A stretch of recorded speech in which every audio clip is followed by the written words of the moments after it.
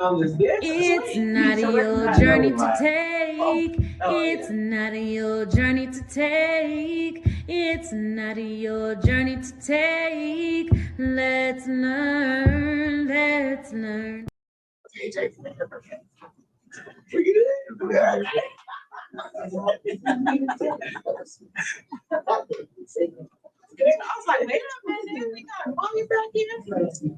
That is the song for my Not Your Journey to Take. I'm a published author, and I have a book and a workbook.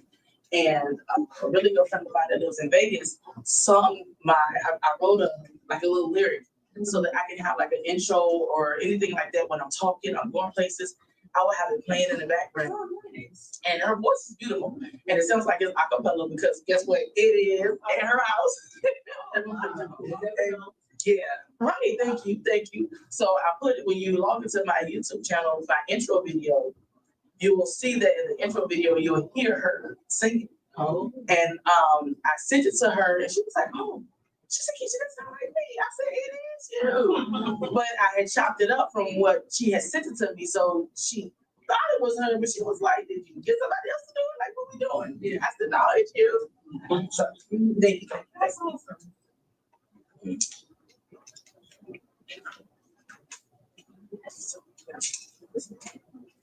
Yeah, it did it right. It did? Okay. Right. We have Jason. All right. Well, ladies, we're going to go ahead and get started. We had a few people who have double booked or had some other things to do or things happen such as they do. So we may be intimate, but we will be having another one soon. But I hope that when you leave here today, the goal is to leave here identifying in your life where you need to set boundaries. You may not get the strategy today because this is a 3-hour event, but you will identify in your life where you need to set boundaries, where you need to make sure that your cup is full.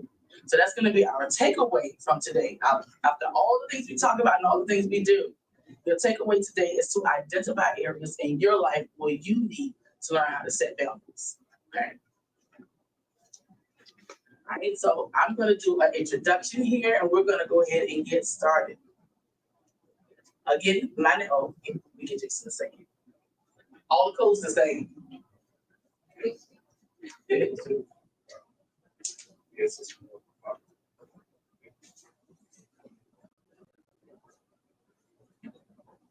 Okay.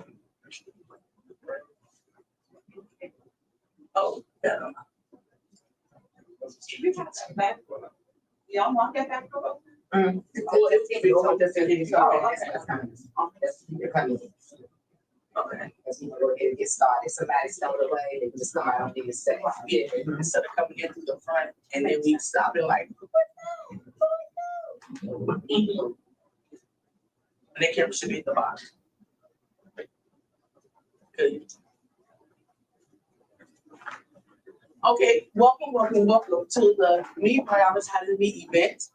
What we're gonna do here today, what we're gonna do here today, your takeaway from today is gonna be identifying in your life where you need to set boundaries because we cannot pour from an empty cup. If your cup is full, then we can continue to give out of love and kindness. But when your cup is empty, you can't give anything, right? Because it is definitely a struggle. So that's gonna be our takeaway. When we leave here this afternoon, when we walk away, we would have identified at least one area in our life where we know we need to set a boundary. So let me go ahead and do our introduction. My name is Keisha Mason Campbell, and let me introduce you to my co-host. Come on over here. This is Bonita Jefferson, and she is my co-host. So in today's event, let's go ahead and get started. And there's refreshments over to the side, so please be sure to have some drinks, have some food, and enjoy. So next we're gonna do an icebreaker. And in this icebreaker, I want us to try to make sure that we have lots to work on. So our first one is going to be our automatic yes inventory. What that means is in your life, yes. And that's the first one though. That's going to be for you. Yeah. I think it's 2 or 3 sheets. So our icebreaker today is going to be the automatic yes inventory. And make sure we give Jason a set too. Make sure Jason got it in here so Jason can participate because it's for everybody. It's not just for women, because in any of our lives, we need to learn how to, one, prioritize ourselves and making sure that we are showing up for ourselves. So when there are requests asked of us, we can show up for others. Because we can't show up for others if we're frustrated, if we're angry, or we're showing up in that space. It doesn't come off the same. Because Jackie, if I'm talking to you and I'm like, Jackie, listen, I need you to run with me to DC. And you looking like, girl, come on, let's go. Right? That doesn't come off like you love me. That doesn't come off kind at all. And it comes off as if you're feeling obligated, like you gotta show up. Like you have to be there. Like, she won't go where else again. Like we gotta go. And after that, I'll be like, well, Jackie, that's okay. Maybe the next time. And then you've been the kind of person that you are. I'll be like, no, let's go. You already asked me. Right? So now I'm feeling obligated to you. And it's just not a good thing. It's like a tug of war.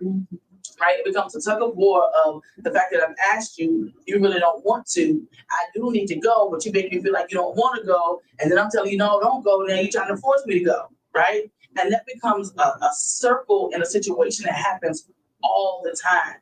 So all of us, whenever we're engaged in any kind of activity with anybody, and we know we're not in a space where our cup is full.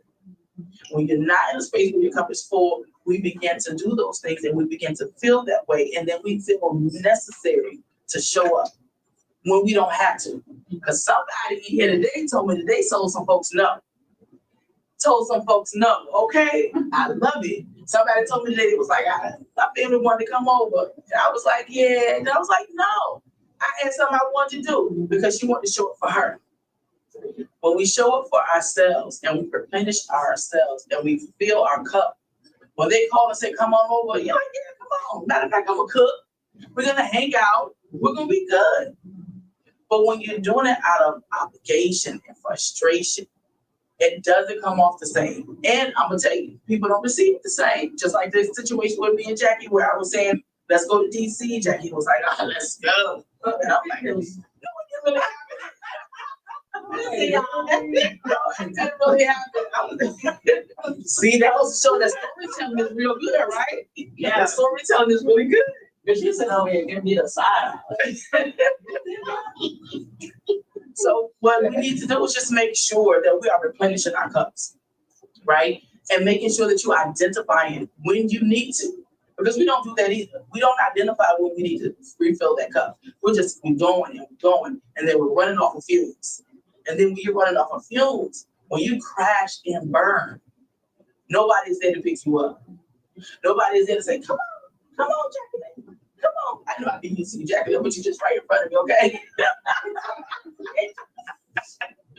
Nobody's there to pick you up. Nobody is there to save Kim and say, Kim, come on. Come on, Kim, I got you. It's okay. Nobody's there to do that. You got to pick your own self up and you got to figure it out. But if you find a way to identify when that cup is getting empty, not after it gets empty, but you identify when that cup is getting empty. Because things start happening in your life. You start feeling some type of way. Some things start happening and your body starts telling you some things. Those things happen and those are real. When those things are happening, that's when you need to say, hold on, let me pause, let me pump the brakes. I got to refill my cup. So today's goal is to identify when it's time to refill that cup. You got to find those identifiers in your life. And for each of us, it's going to be different. Okay, so for our icebreaker, did you make me want to, Benita? Behind. Turn your name. Oh.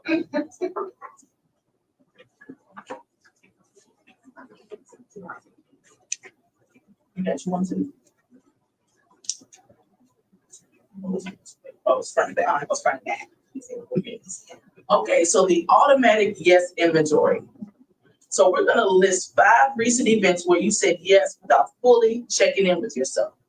And what that means is, if I say, Kim, let's go to the store, you don't want to. On your inside, you want to say a few things to me because you don't feel like going. But instead of doing that, you're saying, okay, Keisha, what store you want to go to? All right, let's go. That's an opportunity for you to say no. For you to say, no, I'm not going. No, I don't want to go. So think of 5 situations, real short, 5 situations recently. It could have been today, it could have been this morning, it could have been yesterday, where somebody asked something of you and you just automatically say yes. You didn't give it a thought or anything. You just automatically say yes.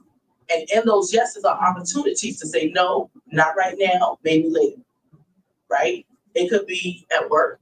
Somebody could have asked something of you at work. If you have children, one of your kids could have asked something of you, and you're like, no, I don't want to take you to the arcade today. No, I don't want to take you to the moon tomorrow. Just think of and it doesn't have to be 5 because we do want to move forward with it. But if you can think of 5, because we're going to pull one out. Okay, and 3 is the magic number. We leave at 3 today. We can think of 3 situations. 3 is going to be our magic number today.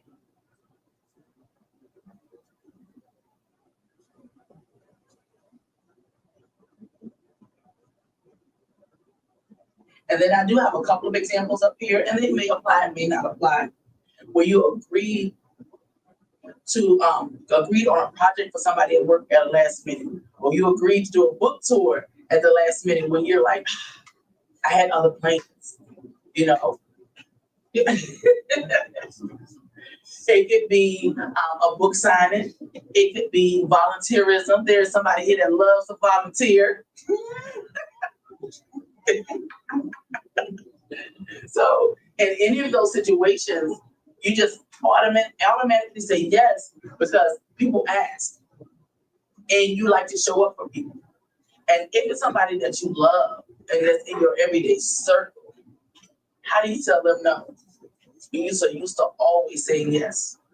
That can be your spouse, your children, your parents, your co-workers, your supervisor, yourself, right? There can be a situation where you said, I'm going to go to the beach today because I need to refill my cup. And guess what? You talked yourself out of it because somebody else asked something of you and that time was going to overlap. And I'm just giving examples, and some of the examples probably about me as well. Let's see. Going to a conference that you have been planning to go to, and then guess what? Work is saying, hey, we're backed up. We have some things going on at work. It's summer school, it's winter school, it is college, it is, your kids, it's whatever. You booked this conference, you reserved the hotel, you got everything done except your flight. So you're like, well, I didn't book my flight, so I guess I can go ahead and cancel everything else and show up for everybody else. Well, that's not fair to you. That's not fair to you, and it doesn't give you an opportunity to show up for you. So in number 2, the number 2 part, and you don't have to write the situation down. You can just number the situations, so that way you know what you wrote at the top, and put the numbers beside it, so that way we can move along. So for each yes listed, write down the real cost that decision cost you, and the cost is not monetary. The cost is time for yourself.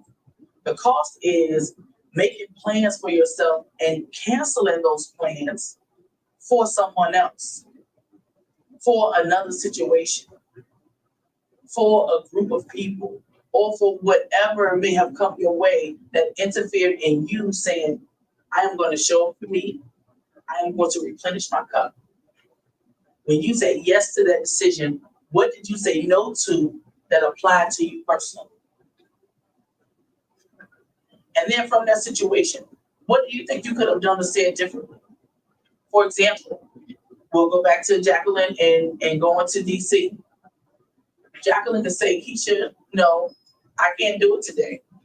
However, I am free X, Y, and Z. And that's giving me an option, and it's also giving her a way out so that I'm not impeding on her day. I'm not impeding on what she has going on, and I'm not interfering with what she has going on. She absolutely is giving herself an opportunity to tell me no, and not right now. She's also giving me an alternative if I still want to go, while she's still been able to take care of herself and replenish her cup.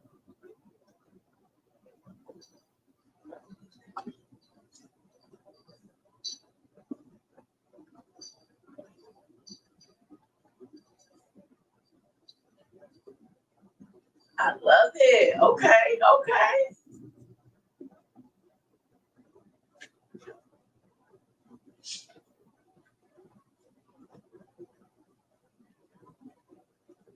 And then once you finish that, we're gonna turn the page.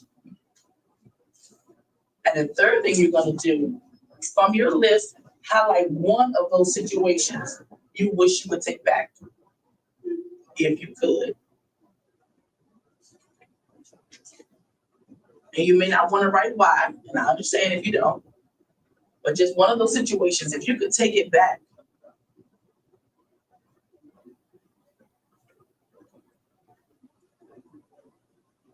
Because I know when I want to go to the beach and everybody want to do all the things and they're making a request or asking me to show up or telling me to do all the things, guess what? We gotta pause because it's my beach day. It's my time to replenish my cup. And I can't show up for you out of love and kindness when my cup is empty. We can't do that. I'm gonna need to be able to, walk around. I'm gonna need to be able to get my feet in the sand. I'm gonna need to be able to, talk to the people at the beach. Go to a restaurant and hang out and talk to people that I don't know. See people that I've never seen. Meet people I've never met.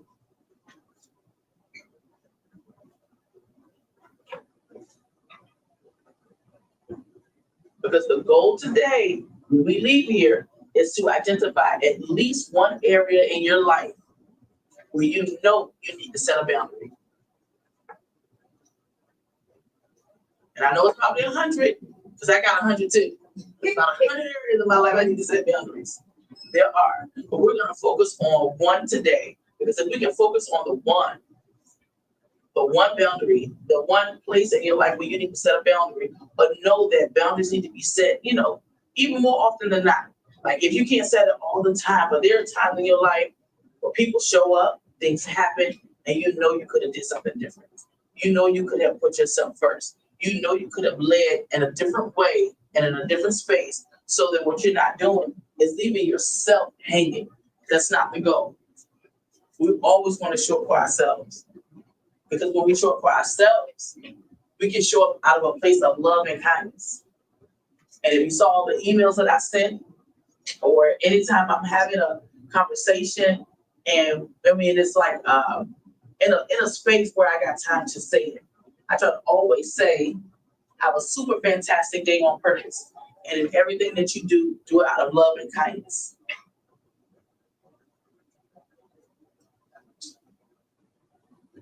So in number 4, using that same one where you wish you would have done something different. What fear do you think you would have had for saying no in that moment? What do you think would have happened? Or what at the time that request was asked of you and you automatically said yes? What do you think would have happened if you had just said no? Or even not right now. If you're not comfortable with no's, even if you say it not right now, what's the worst that would have happened? And after that, here comes my favorite part that I love, love, love to do in all of my events, workshops, and summits is the ready responses. Ready responses are pre-prepared responses that you have for frequently asked questions that are asked of you. Because you are who you are whose of you. You are who you are and whose you are. The same thing is usually asked of you in different ways. There's different people, but the questions are very similar, right? I know Jacqueline and I, we host the Excel Ministry at church. And the questions that we're normally asked is about business, about resumes, about, finding a job. We're asked that often. As a matter of fact, somebody asked me, when was the next time we were hosting a recipe rain? I was like, I don't know, I'll let you know. We have it on paper, so. Yeah, we do. So because of that and how you show up, people will ask you because they know what you're good at. They know what your gifts are. They see how you show up. So they're gonna ask you. So although it's different people, the questions kind of run along the same premise. With that being said, we will need to create a ready responses, which are pre-prepared responses that you create that helps you with your no. Everybody isn't comfortable with no, right? I wasn't always comfortable with no. Now I say it with ease. And the explanation that you are requesting is not for me. That explanation is for you. So I don't have to do that either. Just accept my no. Asking me why doesn't make me want to explain. Asking me why doesn't make me feel like I need to explain. Because that's for you. Right? That's a self-serving question that people ask. You know, if I said, Adrian, I'm gonna come on your book tour with you next time you go. And you'll be like, excuse me? Did you even ask me? How can you just volunteer? And your response should be, no, you didn't. And I'm like, why?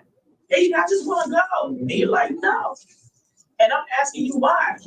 You don't owe me anything. You definitely don't owe me an explanation. You'll know is your answer. That explanation that I'm asking for is for me. It's to satisfy me. It's to tell me why you don't want me to go with you. And that happens a lot in our life, whether it's, you know, going taking somebody to the grocery store, or somebody want to ride with you to the beach, or somebody want to ride with you out of town, or somebody's at your job, and then as soon as you get in and you sit down and you working, and they're over your shoulder like, hey, can you, will you, do you, can you? And you're like, wait a minute, did I just sit down? Did I just sit down? It's not even work time yet. Did I just sit down? So when you have people like that, you have to find a balance for yourself so that you're not overwhelmed, you're not mad, you're not angry, and you're not responding out of anger. I've done that too. You know, be a quick Joe McGraw and be those quick answers, and they don't be a yes, and they don't be that nice either. However, finding that balance, because I don't have to be mean to you to tell you no. I don't have to be angry with you just because I say no. And for those persons who say, Kim, why are you saying no? What's wrong with you? What, are you mad? Yes. No. Because people will quickly put that on you. Yeah. People will quickly make it your fault why you're saying no, and that something must be wrong with you. There's nothing wrong with you. You just don't want to, or you don't have the capacity. And you should feel okay with saying no. I know I do, right? I learned that. Definitely a learned behavior because I wasn't always like that. But once I got it and I realized the free time, I realized what I'm able to do. And that saying no can be so free. It can be so free. So in our one situation that we pulled from that we talked about in 3 and 4, let's create a ready response. So Kim, let's start with you. What was the one situation that you should have said no to that you didn't? Actually, it wasn't one that did. Oh, someone asked me, could they come over to my house? It's always big. And so I did say yes at that time because I didn't want to. Oh, go ahead. Go ahead. Because I didn't want to appear mean. I was sleeping, but I was like, I was saying no in my head, but I was like, yeah, come on. See? But I really didn't want to. Okay. So, but I have since learned that was just something that came to mind. Right. I had since learned those because I'm learning all the boundaries and the notes. Yes. And it feels good. Does it? Girl. So I'm a yes person. I'm like to handle everybody, take care of everybody, do everything, and put myself out there. I just learned that. Yes. So what do you think you could have said when somebody said, hey, Kim, can I come on? Oh, not at this time. Maybe another time. I love it. I love it. See, you weren't mean, you were kind, and your no wasn't a definite no. It was an opportunity for us to do it another time, right? Jacqueline? Who's gonna see this video? So I received a phone call, I'll say names, but asking me to be a host of something, and not wanting the leader of this organization. I didn't want to let them down. I didn't want to say no. I wanted to feel helpful. I wanted to be like, So I said yes. And I should not have said yes because I really didn't have the energy or the bandwidth for it. And I did it anyway. Them talked me into it. Okay. And then I ended up quitting it. So I should have done it. So my response should have been, like I initially said no. Okay. And, they are charismatic and talked me into it. So I should have just, stuck to my no and just, that's not my, I don't have the bandwidth for that at this moment. In the future, I'm not sure, but I'm stuck with my no. I see. Stuck with my no. Ready responses. We need to have them all day. Okay, talk to me, Adrian. Okay, I recently said yes to, my biggest one was to participate in this other author's social media event that she was having. And I said yes. But I was just really grumbling. I got time to do this, but trying to continue that label that I have as the generous. Okay. This is the generous office. Generous office. Jesus, always encouraged me to say yes to everything. And like wanted to have that label. Yeah. So what would be a ready response to that situation? Because it's going to happen again, but it's right. So what would be a good ready response for you that makes you feel comfortable but still giving you your out? I appreciate her,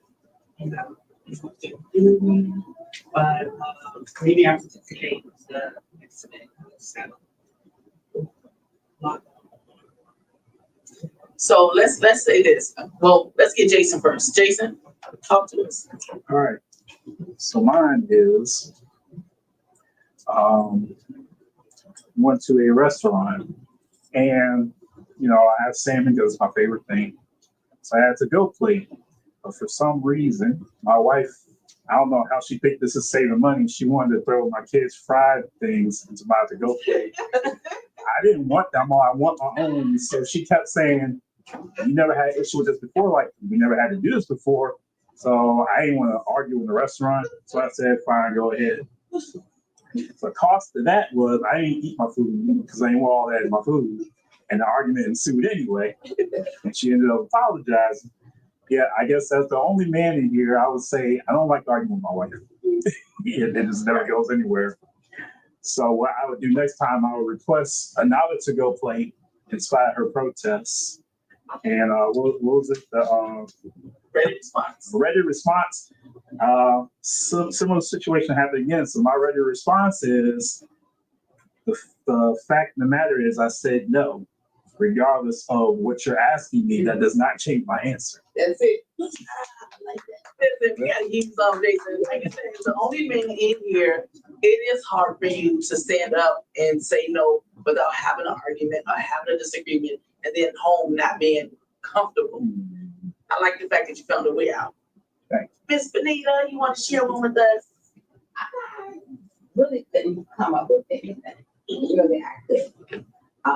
But I started thinking about it because since I've been doing this and practicing saying no, I say no a lot to a lot of things that I didn't used to. So this Prioritizing Me workshop has really helped me to strengthen myself in that area. Because I step up to a lot. Because, that's, we care about people, so trying to put myself first. I think we could just talk about that, me and Ms. K, and how we're going to take care of others and we're going to take care of ourselves. So that's one of the things that I was learning here. But a more recent situation that I did, say yes to, and I really didn't want to, and it didn't hurt, anything. But the fact that I didn't want to do it, but I did it anyway, was job fair.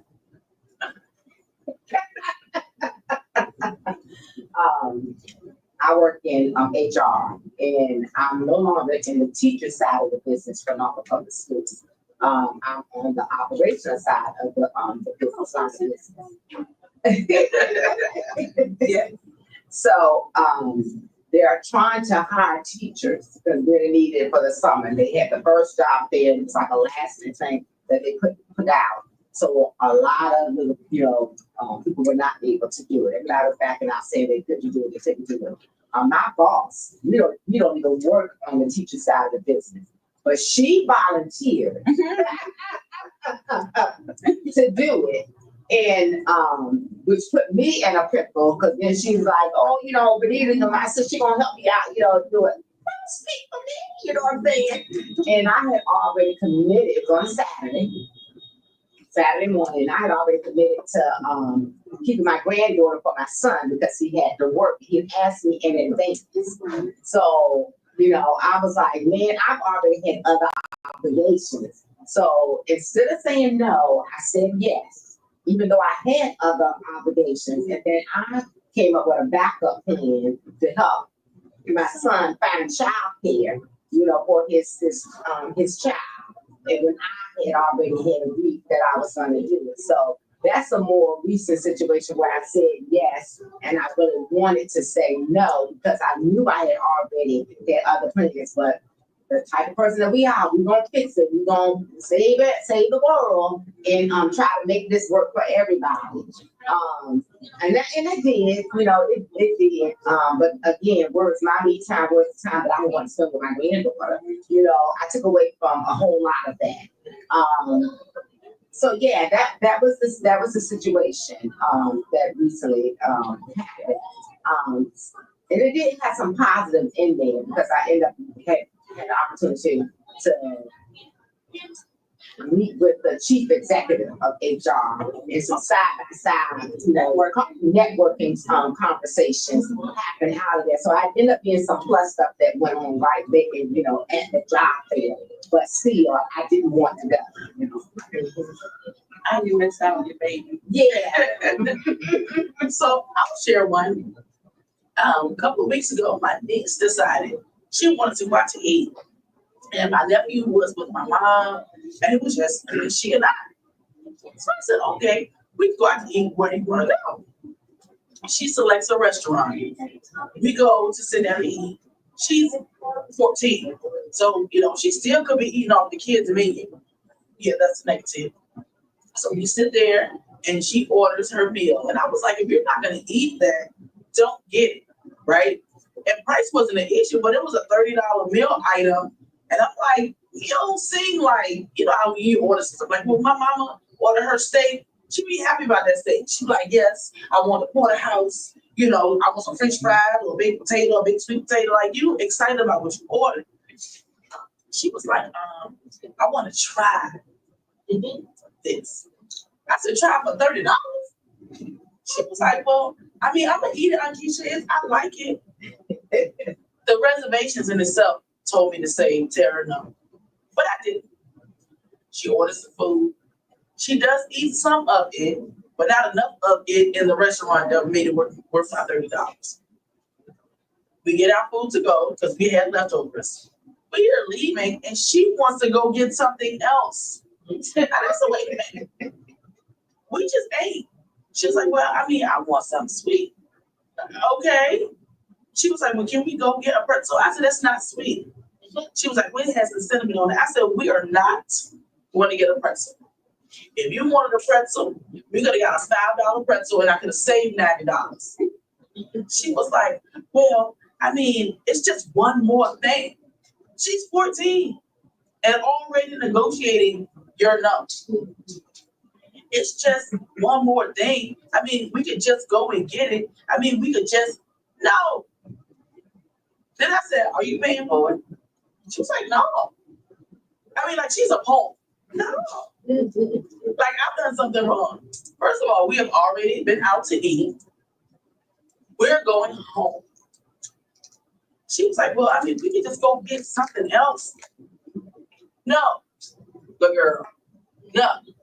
We're going home. And the whole ride home, and it was only like 15 minutes, but the whole ride home, she is negotiating my no so that we can go someplace else and get something else. We just spent $100 in the restaurant, and it was just two of us. Why am I going to get a $5 pretzel? We could have saved $90. And that's with tax and the tip at the pretzel place, right? The answer was no. And I'm gonna tell you, for the rest of the evening, she wasn't mad, but she wasn't as happy-go-lucky, right? She was still talking, because you know, sometimes with these teenagers, they go in their room and you don't hear nothing from for the rest of the night. She didn't do that, but she wasn't that kind either. Because she still was saying, even after we got home, I mean, we just at home, we could have just went and got. Where you get this from at 14? How will you learn to negotiate somebody's no at 14? My no means no. I don't care how many times they ask. It don't change my no. And they know that. But they'll try. So that was my most recent one. So my rated response is no. That's my rated response. So we just did a reflection upon those things, and I'm hoping that just the one situation that we talked about, that we are sitting in that and realizing the opportunities that we have in there to be able to say, not at this time. And you don't need to give an additional explanation. Just not right now. Maybe another time if you want to give something extra. But don't give too much, because I'm gonna tell you, you got some fast talkers out here like these car salesmen. They're gonna talk you right into it after you done said no. But one thing I would like for you to learn is, if you tell somebody no or not right now, don't keep talking. Do not keep talking. That is an opportunity for them. I don't know if y'all know, like when you playing double dutch, you're like, okay, it's my time, about to get in. When you playing double dutch, you see the opportunity. When you keep talking after you've said no, be done. Be done. Because what you think you're doing to be kind, to be helpful, to give them all this information, they see as opportunity, because your no don't really mean no, because you're still talking. If your no really meant no, the conversation will pretty much be over. No, not right now, not this time. All right, girl, talk to you later. That's it. I did learn.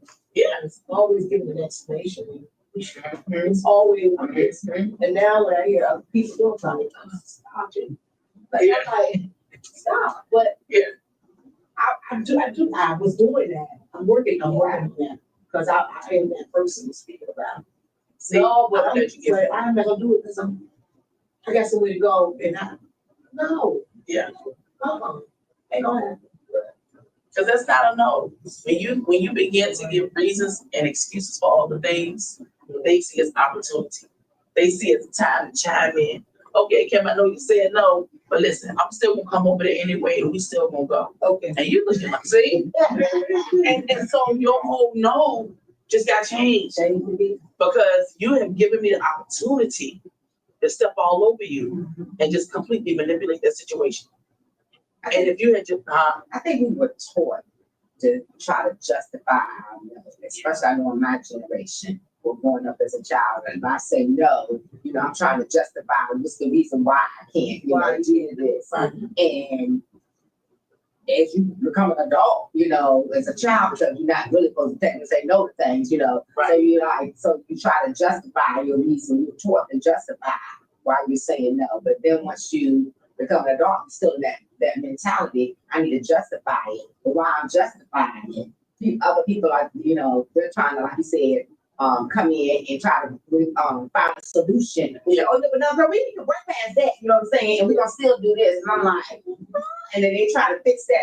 That's not fine. That's not a good excuse for to say no. no. And so, like you said, it's not staying firm on that no. Right, because they don't want you to say no to them. Mhm. I tell you said no, tell me no. I think too, like for me, sometimes I feel mean if I say no, especially at work, because like there are teachers that let the kids come in, like they're just in the room whenever we're supposed to have a break, your lunch break, there and there. And so I've said, kids will come and try to sit in there just because they don't want to be in the cafeteria, they don't want to be. And I'm like, no, not today. Well, why not? I mean, I had one student, she stopped talking to me because I told her no. And and so, I feel bad because I'm like, well, other teachers let them do it. And I don't want to be a teacher that's not liked or not, And so I think sometimes you fall into that trap of wanting to be liked and not wanting to be the mean one. Yeah. Right, don't people always ask why? Yeah. It's like, that's just the automatic go-to, like, you can't just say, No. no. Right. That's not why. Yeah, you know, And it's then like, the explanation. then it seems, Sometimes. then it does seem mean to be like, my no means no, or to say, I don't owe you an explanation. And that's what I told the girls. I said, I don't owe you guys an explanation. And she was not my friend anymore. They talked to me for months. And that comes with, sounds like, it comes with disappointment from what they have going on. Right. Yeah. Yeah. It's trying to put it on us. Yep, it is a them issue. Yep. I mean, they're young, you know, but still, Well, it's like, girl, I need. They know more than some of the stuff. I'm like, this is my pocket time. The adults do the same thing. Yeah, they hang around the adults. Too much, right? 'Cause So now that's why they're in the same level. They try to be the same level as adults and disrespecting adults because they hang around, have a big house, and Right. whoever And close some to of us. them don't hear no. They don't because their parents don't tell them. But And I'm gonna tell you, my younger brother on my mother's side is one of those persons. He very rarely tells any of his kids no. He's like, let me figure it out. I'll work on it. Let me see. Give me a minute. Everything but no. And I'm like, say no. Say no. And he act like he can say no to everybody else, but let them kids ask anything. Anything. Wait a minute. I'm gonna figure it out. I'm gonna see. Hold on. I'm gonna get it. Just next week, okay? And it's never no. It's never no. And he's gonna have to learn. He should be in one of these seats too, so he can learn how to say no. So I'm gonna bring Benita up. Yes, yes, yes.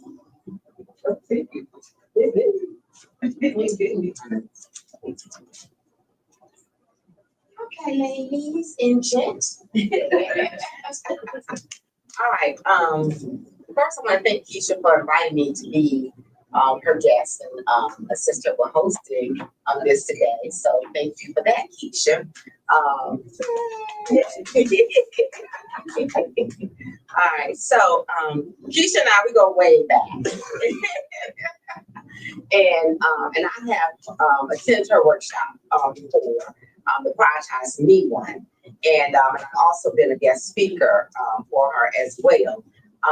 So she asked me to come back and do this one right here for her to start, you know, just getting back in and building things and pouring back into people. And it's time. I felt that it was time. And of course, it became the perfect time for me because I started going back in, applying some of the things that I've learned from this workshop and, making some better changes for myself because I've gotten stagnant. And it's so easy to, get derailed and do some things,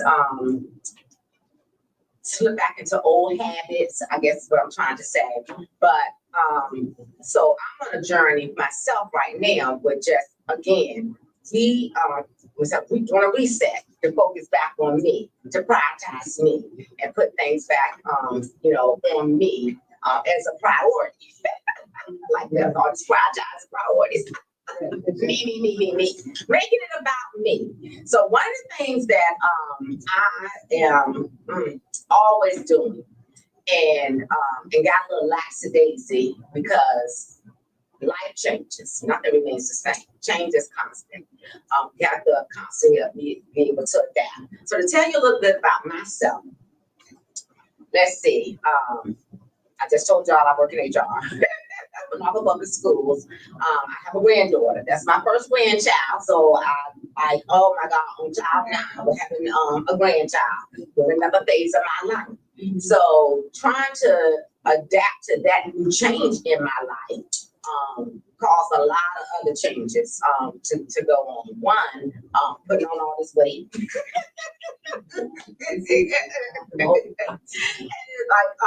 Because you're stagnant, and my focus is now on my son. He has custody of his daughter, And so trying to help a young male raise a little girl is taking away my time from me. And I'm like trying to, do me, but, really focusing on him and her and trying to get everything else. I'm also a wife. This year, I've been married 35 years to me and my husband. So just trying to give y'all a little bit of background, So this new change came in, and I have not been prioritizing me.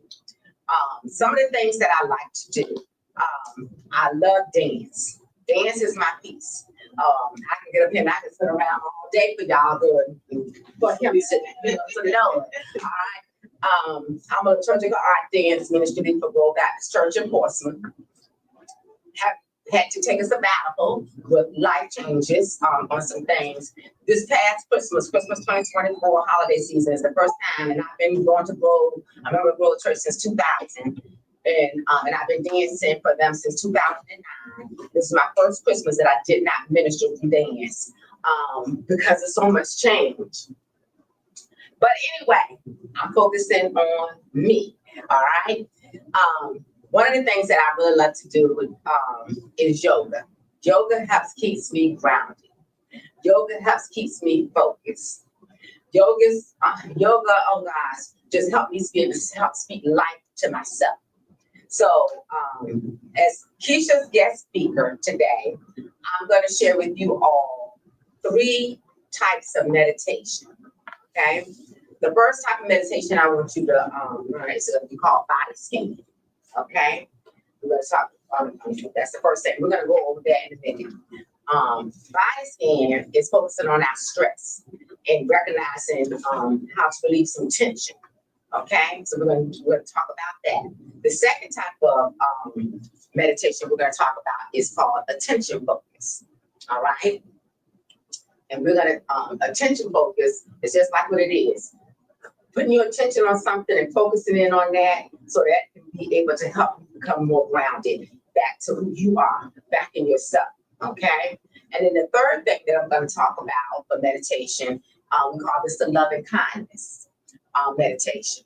And that one is basically about speaking life over yourself, speaking life over others, as well. Okay. So what we're gonna do? We're gonna take a couple of deep breaths, and we're gonna do some body scanning. Okay. So I want you to. You don't have to. The thing about it is, when you're going through life and you're in a situation, these are some quick tips in what you're gonna do. Gotcha. So some quick tips of what we're going to do, because this is something when you're in the moment, I want you to be able to ground yourself and just to center yourself and to focus on you. So this is not going to take that long. Okay. These things can happen in just a minute. It depends on you, but it's going to bring attention and awareness to what's important. And that the thing that is important is you. Okay. So I am going to have y'all stand up first. Okay, so stand up because I'm teaching a technique that I think everybody even knows about. I got my little casual heels right here now, and that's fine because standing, since I got you all standing, is making me think about, we call it mountain pose. Okay, and that's just you grounding yourself.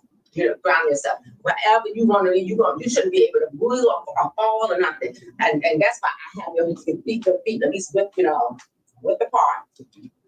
And you should just feel solid. So that I can walk to the side and my feet are still on the ground.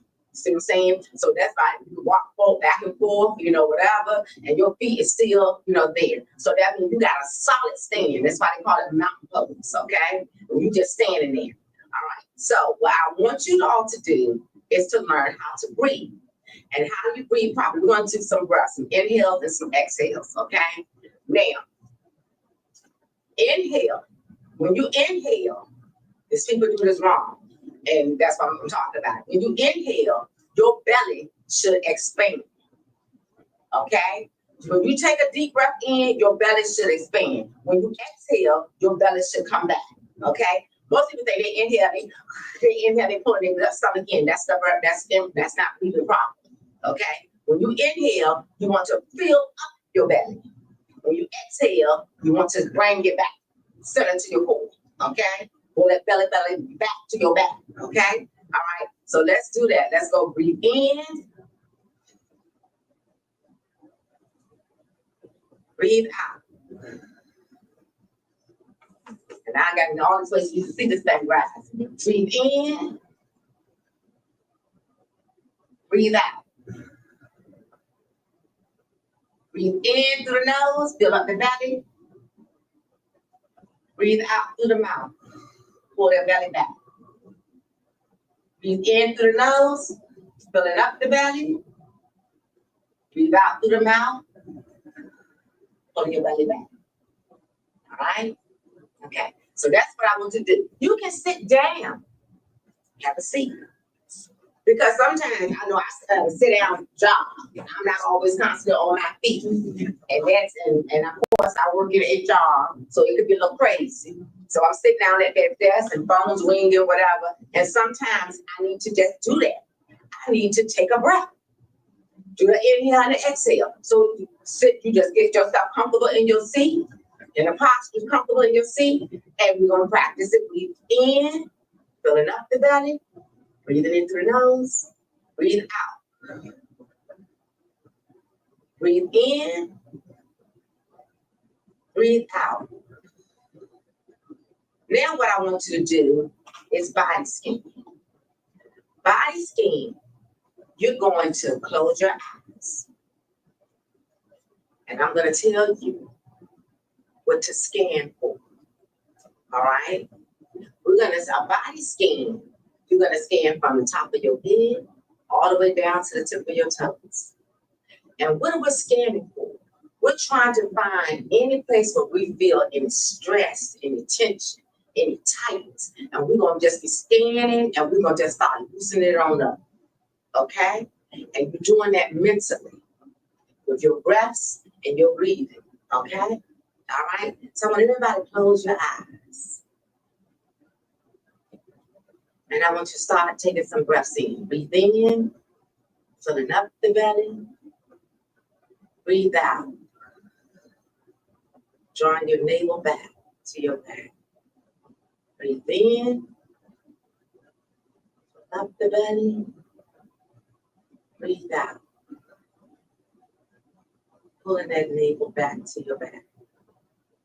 Breathe in, fill up your belly. Breathe out. Draw your navel back to your back. Breathe in. Your eyes are closed. Breathe out. Focus on your forehead. Breathe in. Breathe out. Scan your brain for any tension, any stress. Breathe in. Breathe out.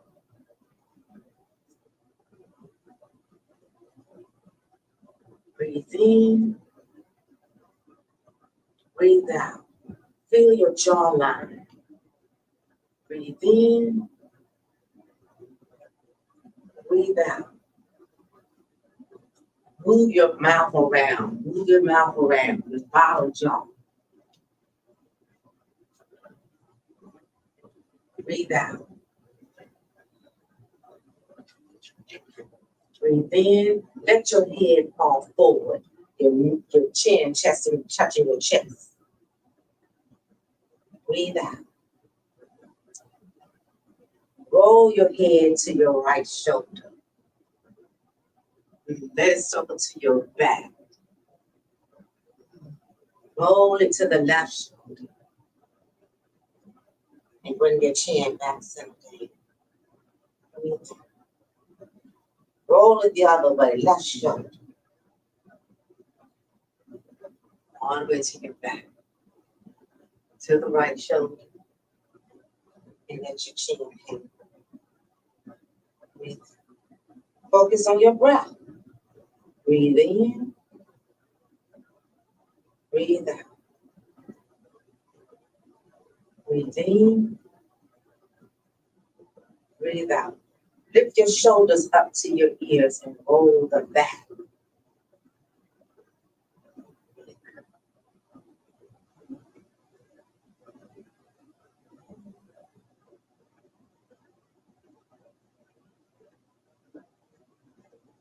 Let your hands hang low on the side.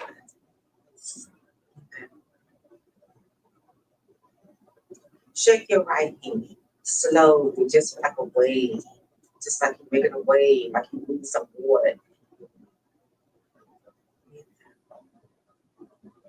Let it be heavy, just hang there. Let's switch to the left hand, do the same thing. Shake it like you're moving some water. Just roll it away. Let it hang heavy. Oh, just let the neck hang. Let your head hang with your chin touching your chest. Let your arms just hang.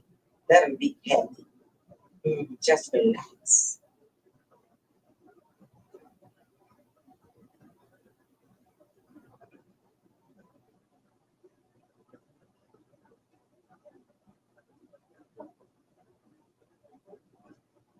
Take your right foot and just let it out in front of you. Just stretch it out in front of you.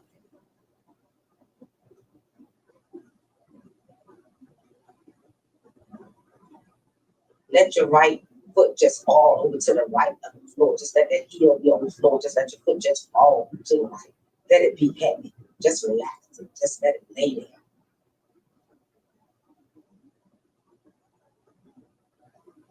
Take the left leg. Stretch that one out as well. Your heels just be there. And let the left foot just hang over to the left side of the floor. Just relax. Let it be heavy. Just let it be heavy.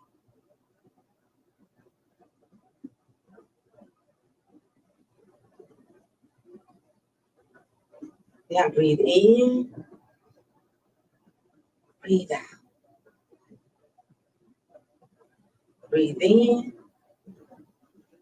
Breathe out. Breathe in. Breathe out. Breathe in. Breathe out. Draw your legs back together to a comfortable sitting position. Slowly open your eyes. How y'all feel? I didn't feel like I was so chill.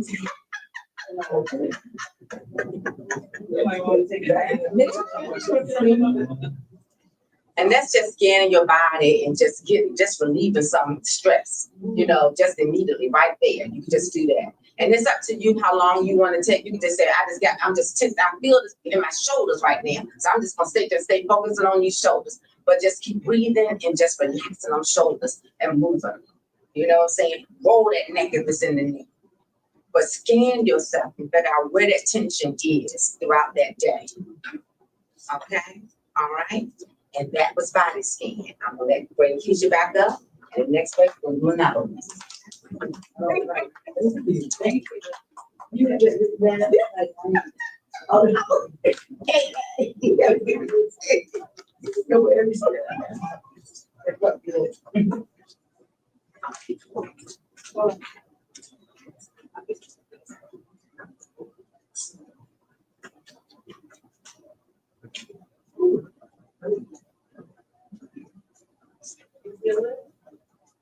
She like me.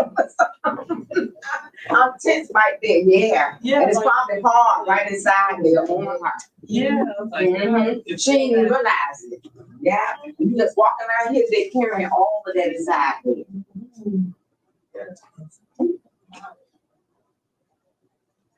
Need to get my camera so we get this in. Man, all that around. You carrying some stuff. Mm-hmm. Oh, how you don't stop when I get the camera? I go back to it. You try to take it. Yeah, but she is, because you can feel it's tight right inside here. Yeah, you can feel her all right here. Yeah. Mine is in my neck too. Yeah, she's tense. She's carrying. Yeah. Mm-hmm.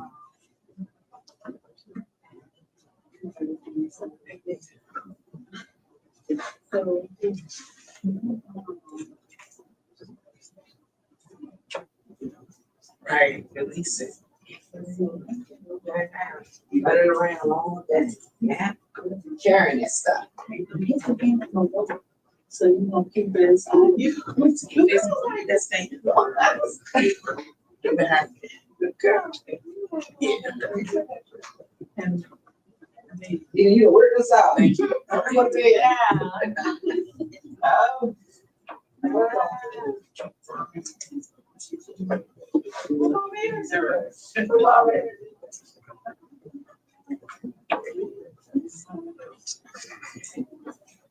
So I don't miss no good footage up here. Okay. We got one service. Right. I do. Just if we get like a good moment, like we just got that was awesome. Thank y'all. I was feeling good. I was about to take y'all home with me.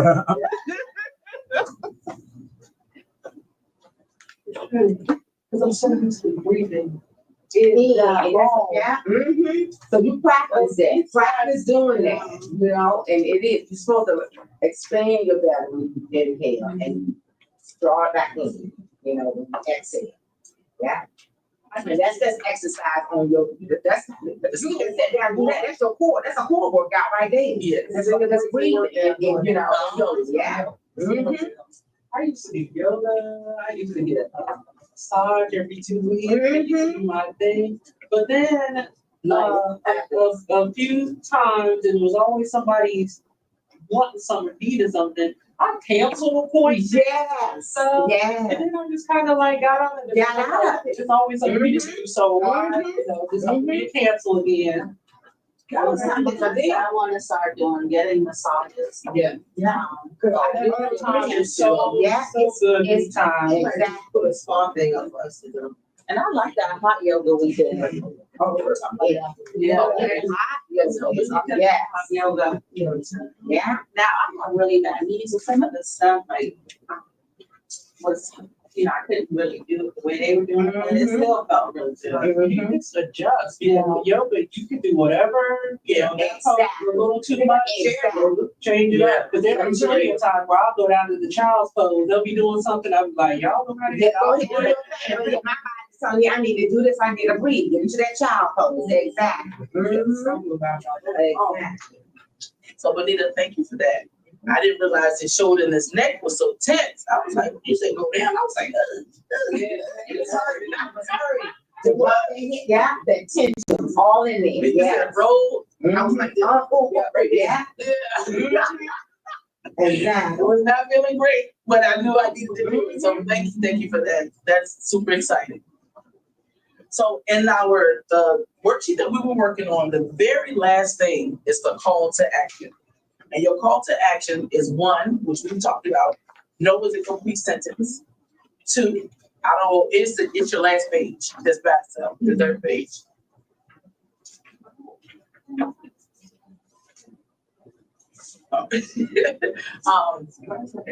So on this last page, the 3 call to actions, which are your takeaways from this exercise, is knowing that no is a complete sentence. 2, I don't owe anyone an explanation. And 3, saying no to others is saying yes to myself, which is what we really just talked about. We just had a whole discussion prior to getting that stress relieving, right? Because in that conversation that we were having, it is always stressful when you're talking about something that you know is not kind to others, even if they're not in the room. So all the situations that all of us just spoke about, it is tense. It bothers you because you want to show up and be there, but you can't do it for all, and you can't do it all the time. So it's bothersome. And it can be a little stressful because it's bothersome to you, and it's like, what could I have done different? What could I have said different? Can I do this? Can I do that? All those things. However, we're finding solutions that are individual to ourselves, where we need to identify where we need to set those boundaries. So another thing I want to do, I want us to do this experiment. Now, in this experiment, what we're going to do, we're going to do it twice. The first one, we're going to write down all the things that we love about ourselves. Like everything that we love about ourselves. We need to keep it, make sure JC get one too. Need a pen and a cup.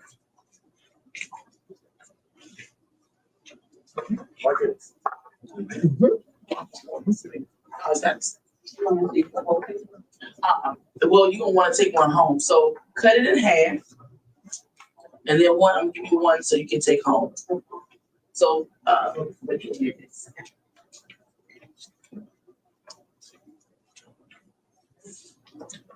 I just cut it in half, you can. That's someone.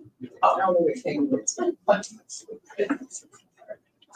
This one you take home. I'm doing so, I'm probably on my hair. So we gotta fold it in half. Yep, just cut it in half. You can either do it the long way, short way, it don't matter, just as long as it's cut in half. Okay? So on one sheet of paper, just write down all the things you love about yourself. I'm kind, I'm nice, I'm beautiful, I show up for others, I'm the bomb diggity, right? Whatever it is that you feel about yourself, give me like 5. You can do 7, give me 7, but write down 5 things that you love about you. 5 things that you feel like it's me. This is all about me. I'm awesome. I show up for others. I work well. I work great with others. I host fantastic workshops. I host fantastic events. I host fantastic summits. I am always there for others, but I'm also there for myself. Like, think about all the things. I dress cute. I look nice. My shoe game is on 1,000. Like, what do you love about yourself?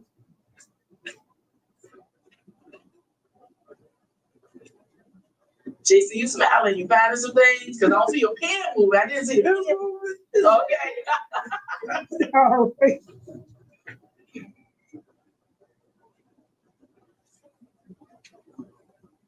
So give me 5. If you can do 7, I'll take 7. When we're done, if you can read all of them, please. If you can't, and you just only want to read 1 or 2, that's cool too. Because saying it out loud is going to be part of the exercise.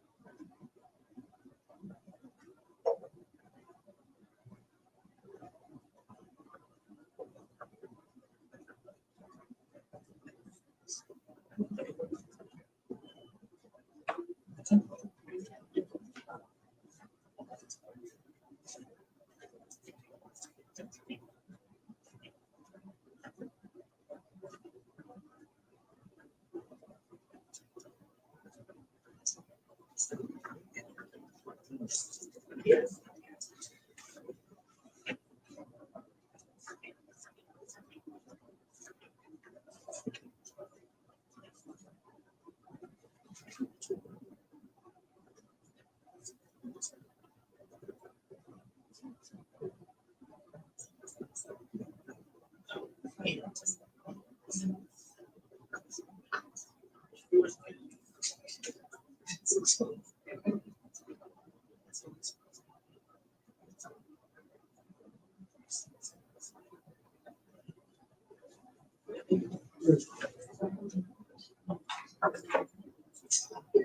I'm a good friend.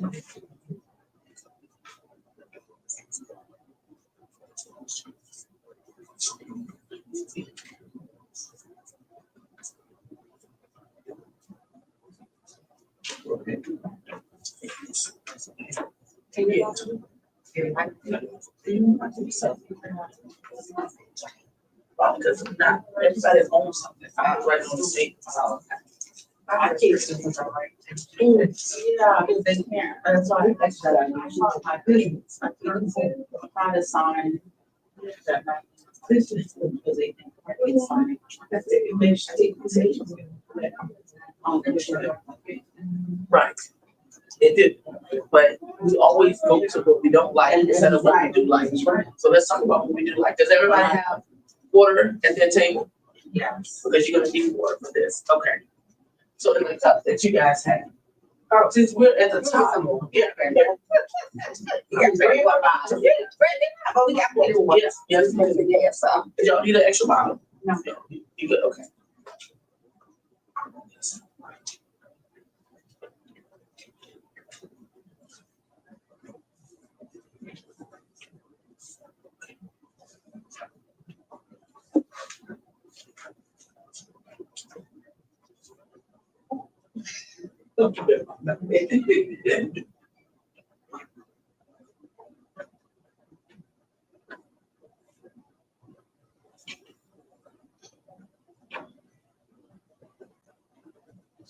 May I have your attention, please? Will Gabe Hugate please come to the downstairs desk? Thank you.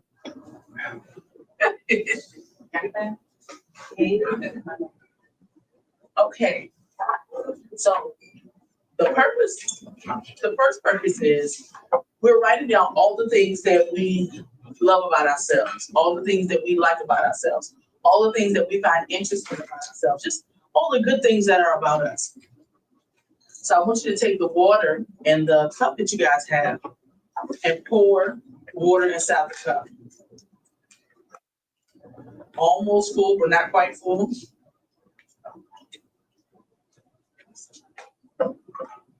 Need some more water? Good, good, good, okay.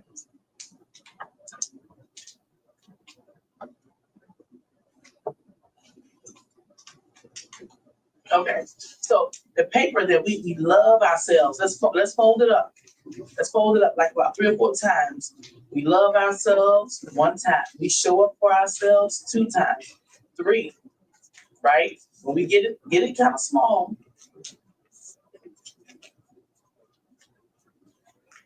Got it? I mean, if we can get it down to like a square, perfect. 1 more time, yeah. Yes. Jason, good. This is everything we love about ourselves. How we show up for ourselves, how we think we taking care of ourselves, how we just doing all the doggone things because we love us, right? Because we love us, we are prioritizing ourselves. At least we should be. Now we're about to find out how much we really do prioritize ourselves. Let's drop paper and put the top on, please. Secure your top real good. Just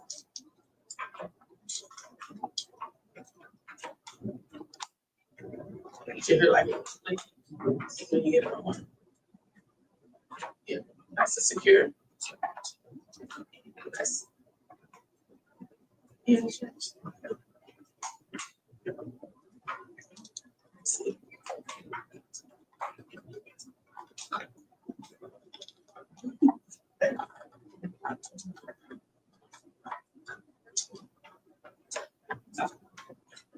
The top is just fine. Ooh, another one just okay. Yeah. That's a good one. We got it in For topic.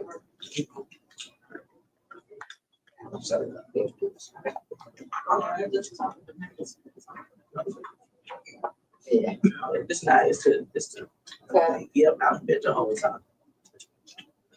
Let me see again. I've been to this side of again. Cause I've been to.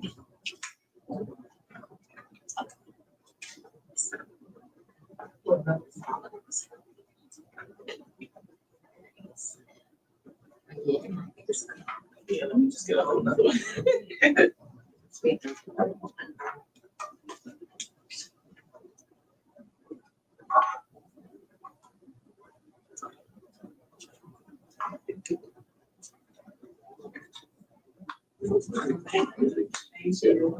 Did you do it? I did.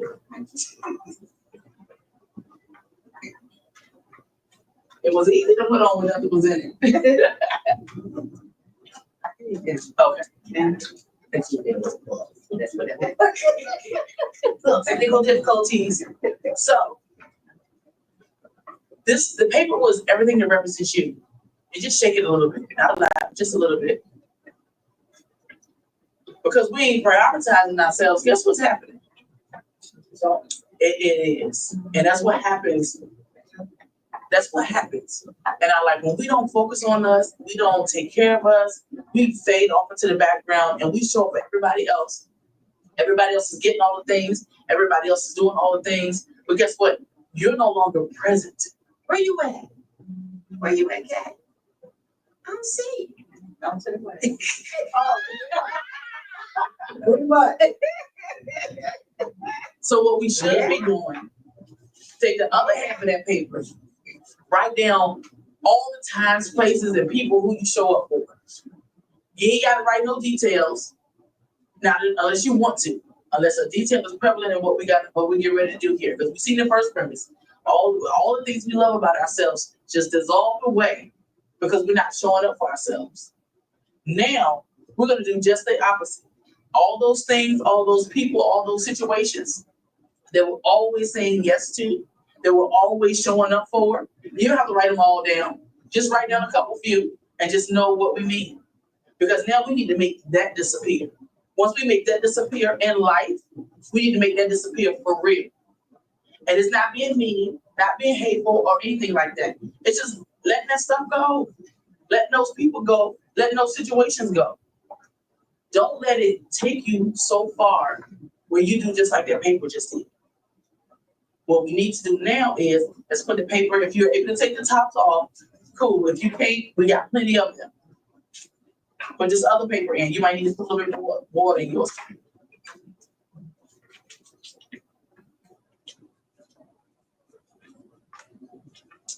Once you get the top on secure, shake it a little bit. Keep a little shake. Sometimes that's what we got to do in life. Shake it up a little bit. Because people have these expectations of us because we're always showing up and we're always there. Sometimes you got to shake it up a little bit. Let them know that no is a complete sentence. Let them know it's not today. Let them know we're not doing that. So for all those things, we're making those disappear right now. So in life, we're going to do the same thing in life. We love the people. They're our family. They mean everything to us. Our friends, our sisters, you know, friends and family that's blood. Friends and family that's not blood. Because sometimes we get to pick and choose, which I think is great. So when you shake it up, you'll see that paper again begin to disappear. And that should represent all the people and situations that you allow yourself to always show up for when you shouldn't. When you should be saying no, but yet and still we're saying, okay, yeah, I guess. Well, since you asked, I'll be there. But why? If it's not serving you, your cup is not full and you don't have the capacity. So the goal, again, is to identify the areas in our life. And today when we leave, at least one area where you know you need to set a boundary. You know you need to have that ready response. You know you need to be like, listen, not today. Why, Jackie? Why, Adrian? Why, Kim? Why, Miss Benita? Why, Jason? Why? Well, the answer my mama used to say is, because I said so. That's what she used to say, because I said so, and I hated that. Because as a young person, that wasn't an answer for me. That's not an answer for me. She's like, because I said so.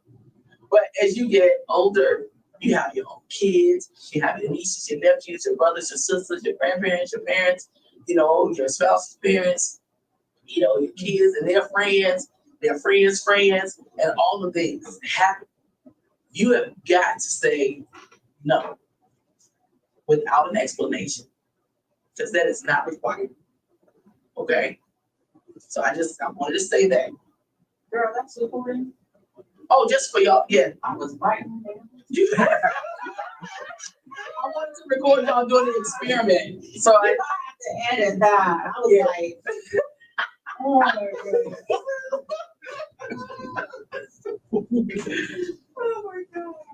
Okay, so I just want to do just to go around and just find out personally, how did that make you feel? Jason, I'm gonna start with you.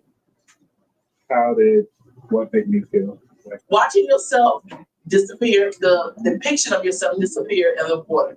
Everything you love about yourself just disappear in the water. it basically makes me feel like my identity is based on giving myself up and helping others rather than having my own identity or what makes me happy. And after time, it turns into what you do for others is what makes you happy instead of what generally makes you happy. That's the way I saw it. Absolutely. Adrienne? Honestly, it made me feel sad that I wrote that long list. A lot yeah. That But long yeah, so much about me, about, love about me. And then, yeah, it's like, see, it's just dissolving away because of how much I'm giving to everybody else. So, maybe it's sad. Okay. Yeah. It just made me see it's a great depiction of how we can fade away into the background because we're facing everyone else's needs first. We're being there. Like as a mother, oftentimes that's exactly what happens because you're doing everything for them. It's like you're not making any time for yourself. So it was just a really good, like, oh wow, this is really what happens, It's a good representation. Thank you. Kim, talk about it. Yeah. It made me feel some type of way. Absolutely. It just made me feel, it made me feel dissolved. It made me feel that what I've been feeling. Okay. Because I've been kind of doing some of this stuff. It really made me feel that I started being real empty because I was helping so many people, but I'm not getting them back. And so it just seemed like I'm kind of like not there. That's all, just here, gone. But when they need something, I can't, like, always there. Mom, whoever it is, so it made me feel something. Okay. I am really glad to hear how you felt about that. Yeah. All of you.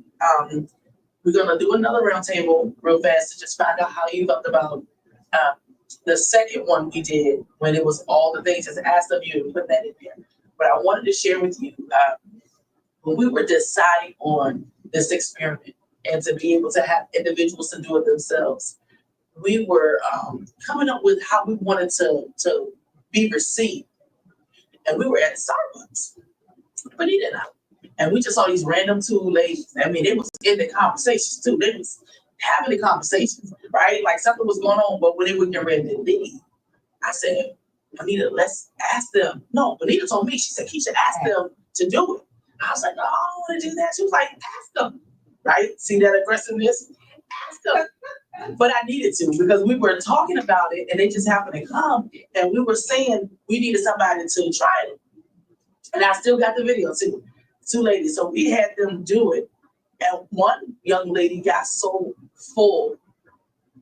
And Bonita was like, oh my gosh. And Bonita went to go give her a hug and all the things because I guess whatever they were talking about resonated with what we had done. So we had to go get her some napkins. Like she had got so full. And we, I think it helped, but at the same time it didn't help because she was like, I didn't mean to cry. I didn't mean it. She said, whatever they was talking about, this resonated and everything she had been dealing with or going through. She did this experiment and it just did something to her. And she was like, oh my gosh, how can I get this? She said, because I'm gonna need to do this again. After she got herself together and we were having a conversation. She was like, I want to do this again. She said, maybe I'll be in a better space, in a better place, and it won't impact me as much. She said, but it hurt so bad to just watch that after the conversation that they just had.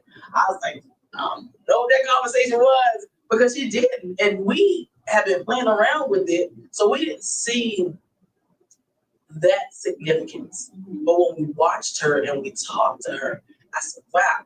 I said, this is it. I said, this is it.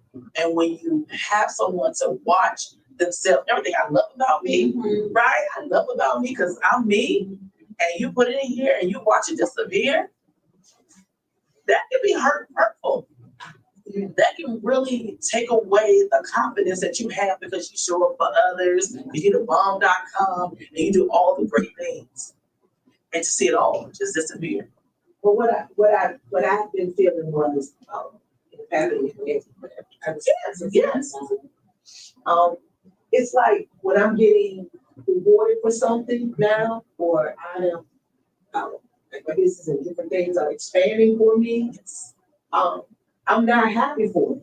I'm not happy for myself.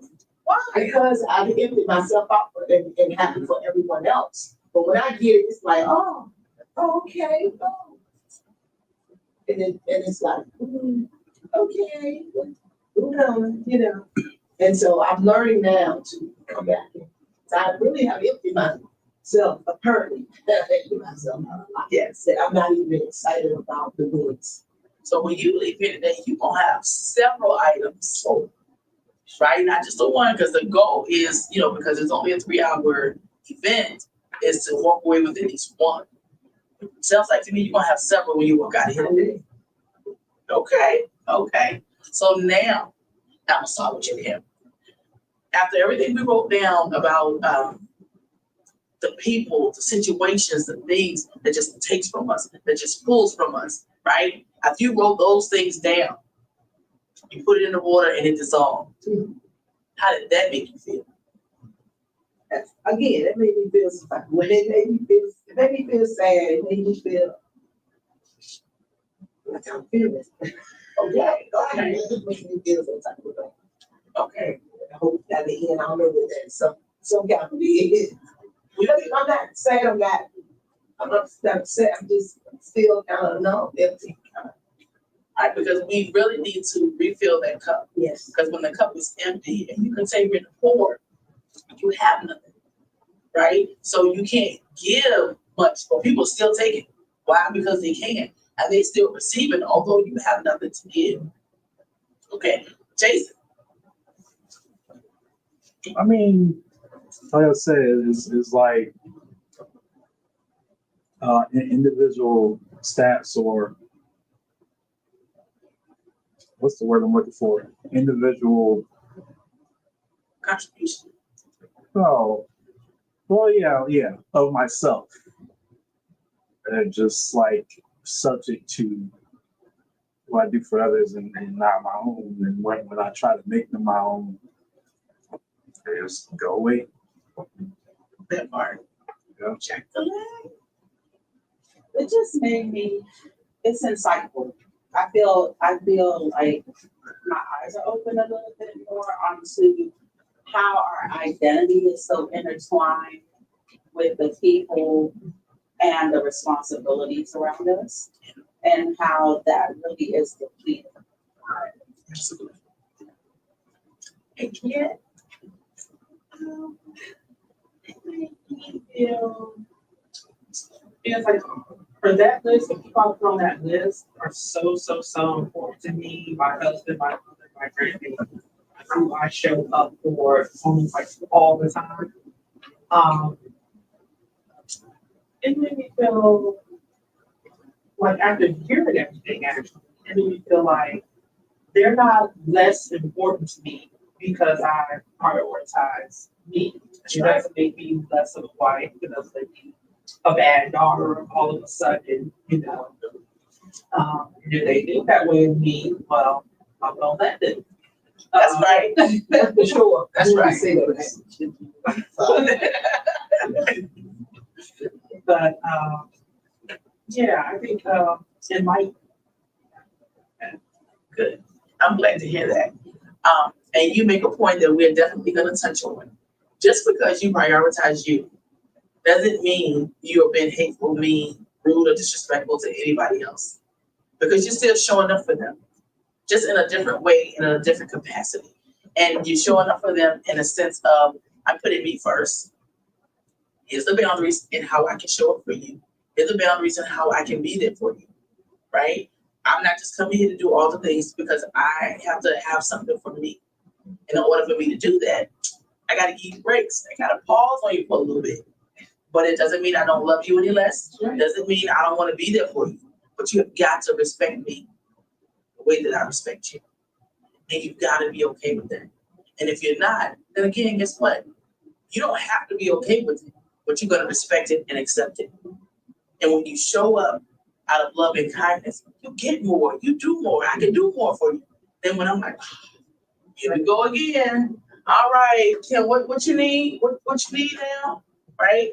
I'm not showing up in that way. I'm showing up like, all right, Adrian, let's get it. What you want to do? That feels different as a recipient. But you got so many people that take so much from you. They don't care how you give it, as long as they receive it. So that's our balance. So let's pause on the experiment. I want you guys to take that in. And Benita is next. And she's walking up home and say, one people. Yes. But I did that in April 23rd.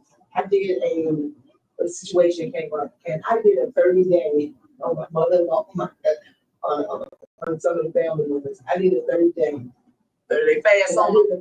did I did a 30-day, and it really kind of it replenished me. It did. Yeah. And I don't talk about it and stuff, but it replenished me. It made me feel like my boundaries. It made me feel like. And my mother kept calling, "Are you okay?" And I'm like, "I'm okay, but I'm fine, and I'll contact you soon." Yes. And I sent her a message. I decided to left it like that. Good for you. So I've been working. Yeah. It's been a lot. Yeah. Yeah, yeah, and they do that. Wow. Yeah. They do that. And she was like, "Oh, I'm like her favorite." And she goes, "Oh, why you haven't called me? What's wrong?" Everything is fine. I'll contact you soon. And that was, I'm proud of you. Kim. That was good. And I'm tuning into what you're saying, and just from a personal thing, but I'm what you call the me baby, not baby. It's 4 of us, 4 girls, and I'm next to the youngest. And but everybody thinks I'm the oldest because I do a lot, you know. I should say for some of everyone. And like I said, most of us that are in here is because that's what we do. We do a lot for everybody. We show up for everybody. We're dependable. And when you pull away, they think like she's like she was saying, I'm mean, or no, but it is. It's important to do that. And when you did that the fast away, you know, yourself, that was powerful. But I had to let people know, you know, and especially my mom, because when she lost my dad, it seemed like she really clung to me.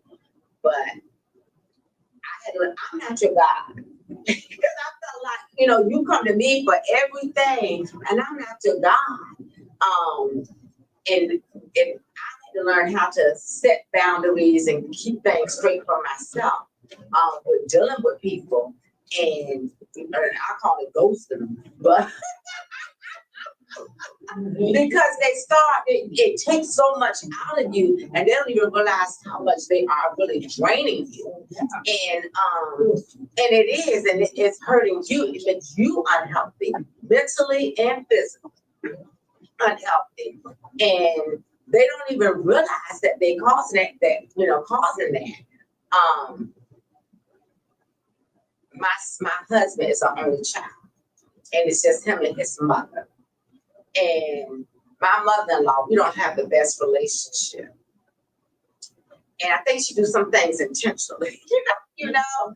And but I had to, you know, let him know how I'm feeling to set those boundaries, you know, from there. Because you contact me when you need me, because you know the things that I'm good at.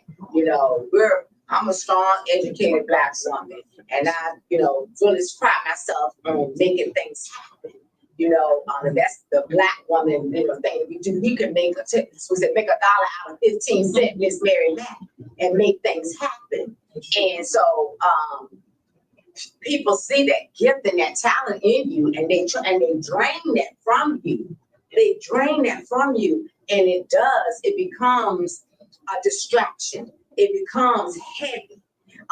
My pastor always said, people are heavy, and people are heavy, and it does. They don't realize how much they hurt you. And some of it, I don't even think it's intentional. It's just that, it's just quick and easy.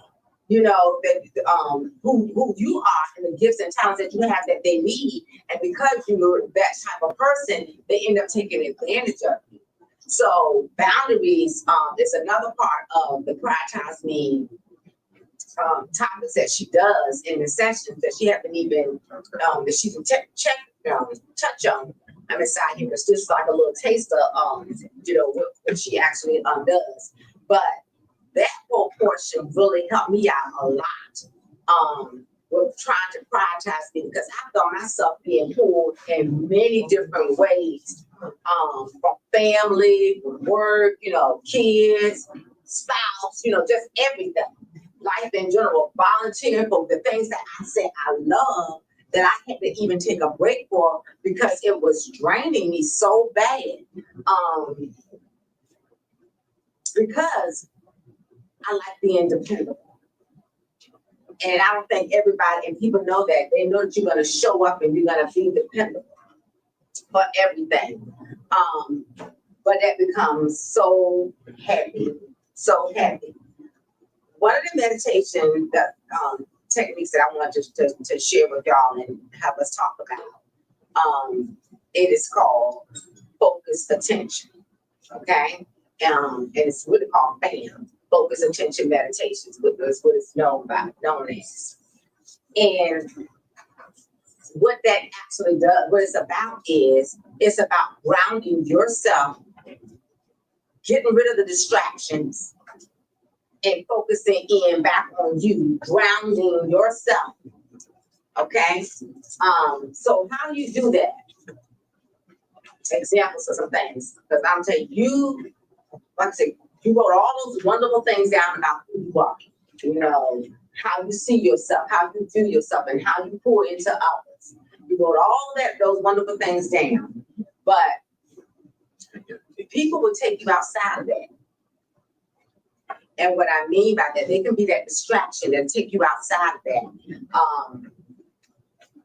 And you have to, especially with making you think like that you're mean or pulling you there, and you just, distracted in all kinds of ways. Scenario. And dealing with customers, it's challenging. People gonna hate you or they're gonna like you. And they'll try to make, if they want to say what we call our haterade, they'll try to blame you for anything that is going wrong with them. And I'm trying to keep it general. But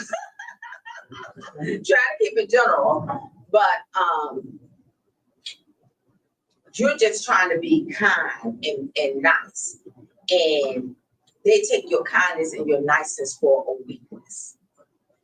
Example, when she was saying, the little girl's like, well, I want to do this in the capital. Why all the other teachers let the kids do this, but I'm going to stand up and say no, and not going to allow her to do it. Then the little girl got upset. You know what I'm saying? Speak to her for a month. And I'm like, but what's that wrong with her? No. We're going to follow processes. We're going to follow policies. We're going to follow procedures. We're going to follow rules. And this is what we're supposed to do. But people will come at you and make you start second guessing your stuff and making it you now they're a distraction. Like I said, distractions, confusion, all of that is the work of the enemy. All of that is the work of the enemy. And that's what he wants you to do. He wants you to take your focus off of you and prioritizing you and making your stuff remain grounded and walking in who you are called to be. So attention focused and grounding yourself. Some of the things that I do, I surround myself with things, just like the little sign said, me, prioritizing me, and I focus in on it. At my desk, I have things that say, make it happen. Worry free. little inspirational stuff, around you to be able to visual, bring myself back and to remind myself who I am. It's another one that I have. Gosh, I can see it on my desk right now, and there's the girl saying, like the game had changed until she, saw who she was. I got all kinds of little inspirational, quotes and things that's around me to help me to keep myself grounded in who I am, because distraction comes all the time at you. The enemy is coming all the time at you to attack you in some form or fashion. But you got to figure out how I can stay grounded, whether it's an inspiration, whether it's a mantra, whatever it is, whether you have a scripture, something that you just, speak into yourself, whatever it is to help you to be able to get that focus, to help you to be able to stay grounded. And it's a quick 1 second. It's a quick 2 second. It could be a quick 3 minutes if you want it to be, to just be able to get your mind back focused on you. And that's what attention focused meditation is about. It could be about seeing something. It could be about saying something. It could be about smelling something. It could be about hearing something. People play some music. That's another, that calming music, that beat, that tone, to be able to get yourself back focused. In yoga, they have a little chime. And when you hear it, you start focusing. You know what I'm saying? You hear that sound and it grounds you. You know what I'm saying? It gets you back focused. Like I said, little inspirations, little quotes, anything. Just find that to be able to ground yourself.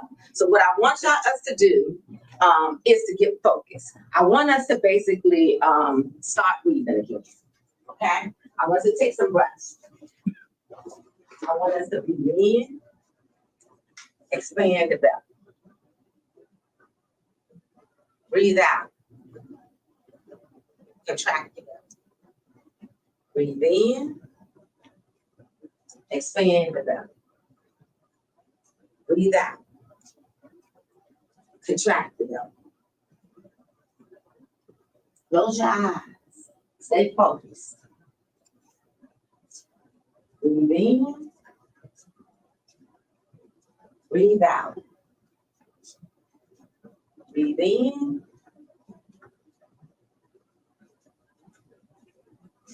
Breathe out. Breathe in. Breathe out. Breathe in. Breathe out. Breathe in. Breathe out. Breathe in. Breathe out. Breathe in. Breathe out. Breathe in. Feel that calm. Breathe out. Feel calm coming over you right now. Breathe in. Breathe out. Prioritize yourself. Breathe in. Breathe out. You are important. Breathe in. Breathe out. We're going to focus on me. Breathe in. Breathe out. Give it all distractions. Breathe in. Breathe out. It is about me. Breathe in. Breathe out. I am the priority. Breathe in. Breathe out. Okay, open your eyes. How you feeling? Y'all notice anything different in you? Aromatherapy. Yeah. Spray some scent of lavender inside here. It's a scent, a smell. That's another thing that help ground you, using all your senses. Like I said, focusing on a word, a picture, listening to the music, smelling a scent, any type of scent, fragrance scents. They help ground you. They help bring you back to a calm. What I think is amazing is that when I first did the breathing, when we first did, and I was breathing in, and I have ulcerative in my back. So I was like, trying not to even expand too much because I was feeling that, back there. But when I did it this time, and I took a breath in, I didn't feel nothing. And then I found myself breathing. I was like, hallelujah. Breathe out. Breathe in. Hallelujah. And breathe out. That focus, that calm. That's what I'm saying. It impacts us. It takes Your body. You unbelievable. don't respond. Exactly. Just that breathing technique. It's definitely relaxing. Like you feel yourself coming down. Because people will take you there. So that's why I say you need to breathe, have some sense, some more sense, my little tea tree I just bring that around the room to let you know, wake up your senses. You know what I'm saying? Wake you up. You tune in, pay attention to yourself. That's so important. Okay? All right, ladies. Thank you. Keisha.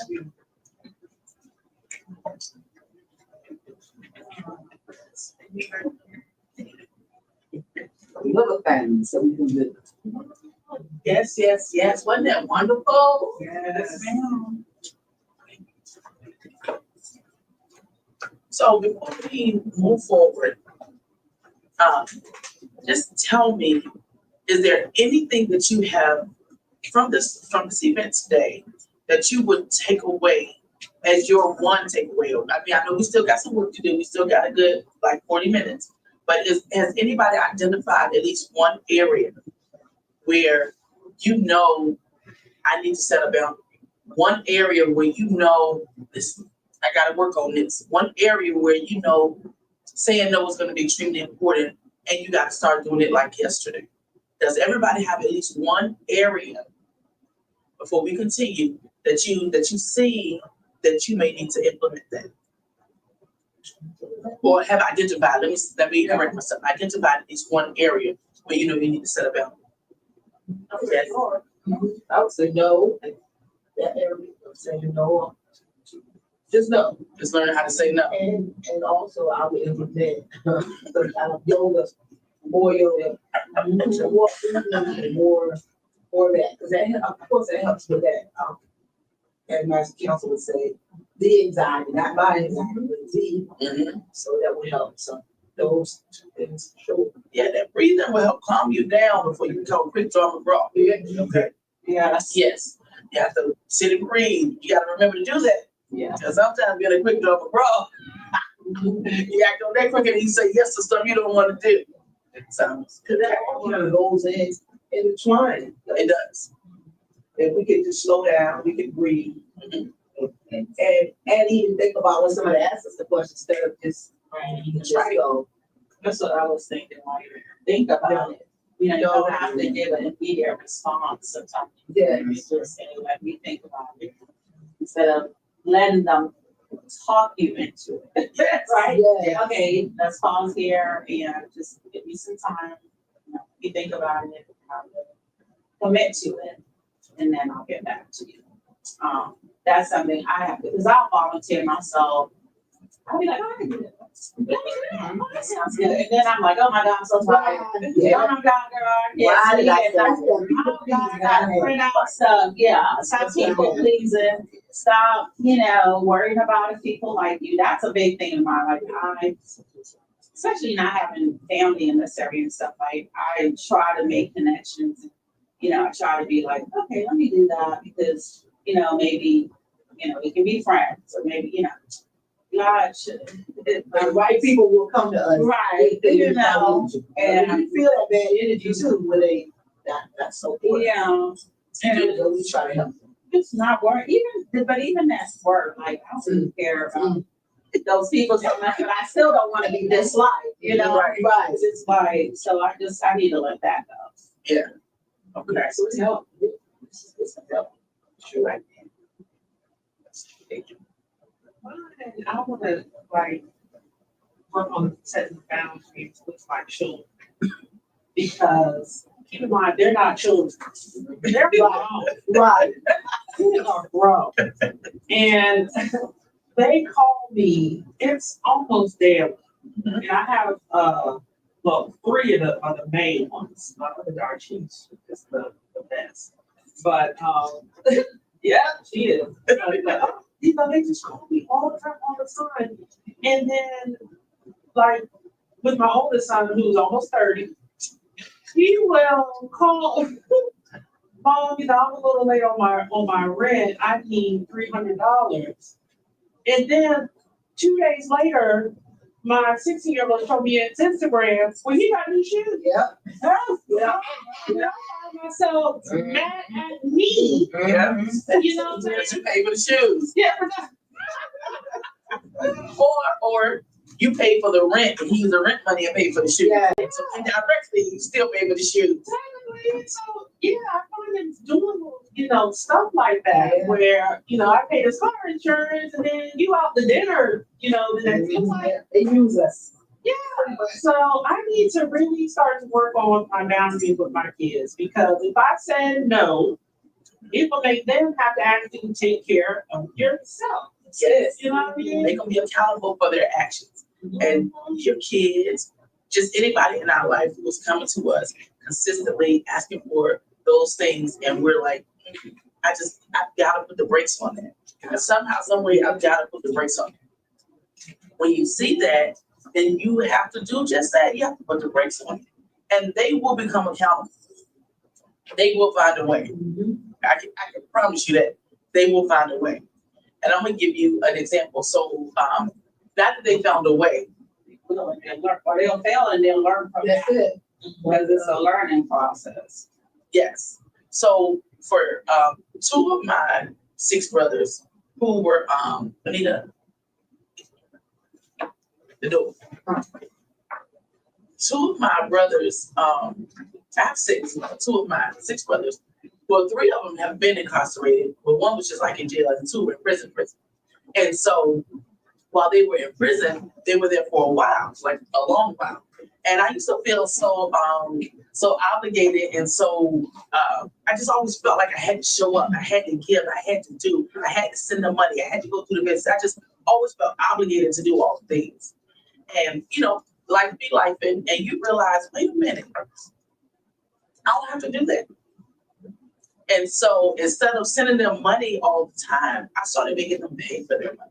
So Western Union, so if one brother says, Key, send me $100. I'm like, well, you know, you got to pay for that. That's $7, so you get 93. So my younger brother starts saying, Key, send me $110.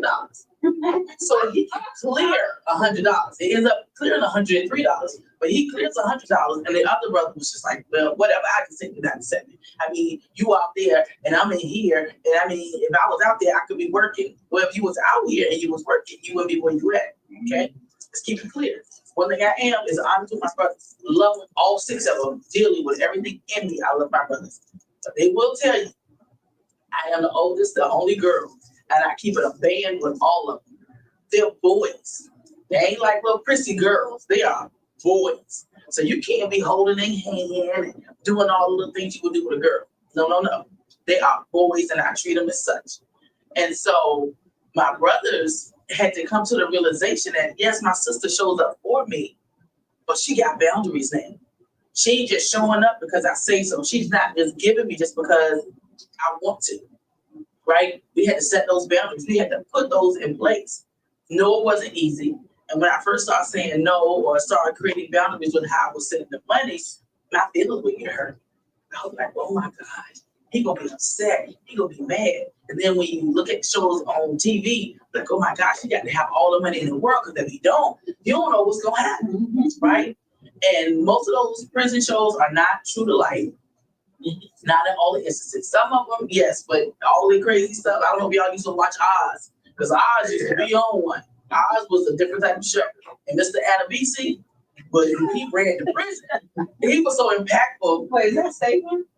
No, Adebisi is, have you seen Andy with Jamie Foxx Yeah, and the guy who's the driver? yeah. He was Adebisi. Okay. And his character was so impactful that I used to be scared for my brothers. That even today, I still remember his name and remember his impact on the prison. Like, he ran the prison, right? But the things that you see isn't always, true to life. But I would be scared for them, and my brothers be like, "What? I'm good. Oh, you are? Okay. That's not the reason why I need to send you no more money, or as much as I was sending you, right?" And I had to learn that balance, and they had to respect that. They didn't like it. And when you start implementing boundaries with people, they never like it at first. Well, they never like it ever, but they will respect it and they will be okay with it. And when you begin to tell them no and be more consistent in your no without the reasons, they will respect that. And they're just like, okay. And what you want, somebody else will. So you don't have to worry about, oh, if I don't do it, they're not going to have anything. So you don't have to worry about that, because what you want, somebody else will, and they will find somebody else to be able to take care of that. They will, and they always do. So I want to give you another example. Everybody in here has been on a plane at least once or watched a show where an airplane was in there, right? And I love giving this example because people don't think about how their impact and taking care of themselves is so important, and showing up for others just kind of pulls so much away from you where your lifeline can be gone. When you're on a plane and the flight attendant, right, they used to be called stewardesses when I first started flying, but the flight attendant gets up here and give the announcements, and they say, if the cabin loses air pressure, the mask will fall. Secure your mask first, right? Even if you got a baby, an elderly person, or whatever, doesn't matter. Secure your mask first. So we're gonna take it a step further. Once you secure your mask, the line is probably as long as this, or a little bit long. Once you secure your mask, guess what? You can't help all the people. Yeah. You are confined to a space. You can help this person, the person behind you, and the people on the left and the right. Once you take care of the people that surround you, you just pray that, guess what? They'll do the same and pay it forward. So they'll follow your example, and then they'll help the next person, and you don't have to help everybody else. Because guess what? If you decide to be, I'm gonna do it, I'm gonna take care of it, I'm gonna help you with your mask, I'm gonna help you with your mask, all the while the cabin is losing air pressure. You done fell out. Nobody's checking for you. Nobody's looking for you. Nobody see that you sit on the ground and you don't have no mask on. Nobody sees any of that. Guess what? They got their mask on and they breathe. They good. Now you about to die because you ain't got no air. You done. And nobody checking for you. Everybody else got their mask on. Because you reaching past your capacity. You going past what is already set forth for you. You going all the way over here. Why? You coming all the way over here. Why? That mask line is not that long. Right. Because guess what? We and I know it was a joke, right? We won't physically die. But you will mentally, emotionally just pass away because you've given all the things to all the people and there's nothing left for you. So I like that example because that example is so visual, and you hear it all the time. Secure your mask first, even if you have a baby or elderly person. Make sure you put your mask on first, and then take care of the people around you. Once you do that, and that mask is on, where are you going? Right? And even to the person that's in front of you, you can't do it so much because guess what? The line is not that long. You can tap on the chair and say, hey, you got your mask on? You can turn around a little bit to the people in the back, but you can't turn all the way around because that mask, that line isn't going to let you. And it's the same thing with your lifeline. It's there. You can push the envelope, but how far are you going to push it? To the point where you laying on the ground and nobody is seeing you. Nobody is paying attention to you. Nobody realizes you have nothing left to give. So as you sitting there, trying to get yourself together, Then I moved on to the next person. I done asked Kim. Kim said no. So I asked Benita. Benita said no. I asked Sabrina. Sabrina was like, I don't think so. Go ask Jason. Jason said, well, yeah, I'll go ahead and give it to you since you already asked like 3 other people. I mean, I'm gonna give it to you. Now you're doing it because you feel bad, not because you want to, not because you have the capacity to. You have just now become obligated because I done ran game. Jason, I asked like 3, 4 people and they said no, but I really need this today and I need you to help me out. And now you feel like, oh, all right, I'm gonna go ahead and give you this $500, right? All the while, you probably can't afford it. You got kids to feed, you got a life at home, you got all the things going on. So even if you can't afford it, you still got $500 you can be spending in your own house instead of giving away to somebody else. And I'm just saying, we need to think about those things when we are focusing on ourselves, when we are allowing other things and other people to take control of what we got going on. And when we're not focusing on ourselves, we lose ourselves. It's almost like that cabin, losing air pressure. You have everybody else with their mask on, and you don't have yours. And there's nothing left inside the cabin, and you land on the floor. And why? Because you didn't focus on you first. Yes. All right. Now, does anybody have any questions about anything that we've talked about so far today? What Kim? You did a good job. I mean, I think we already know. Yeah, I don't have any questions because I've been asking questions. It's all right. Well, then tell me what it is that you want to say. Because it sounds like you had something you were going to say. Give it to me.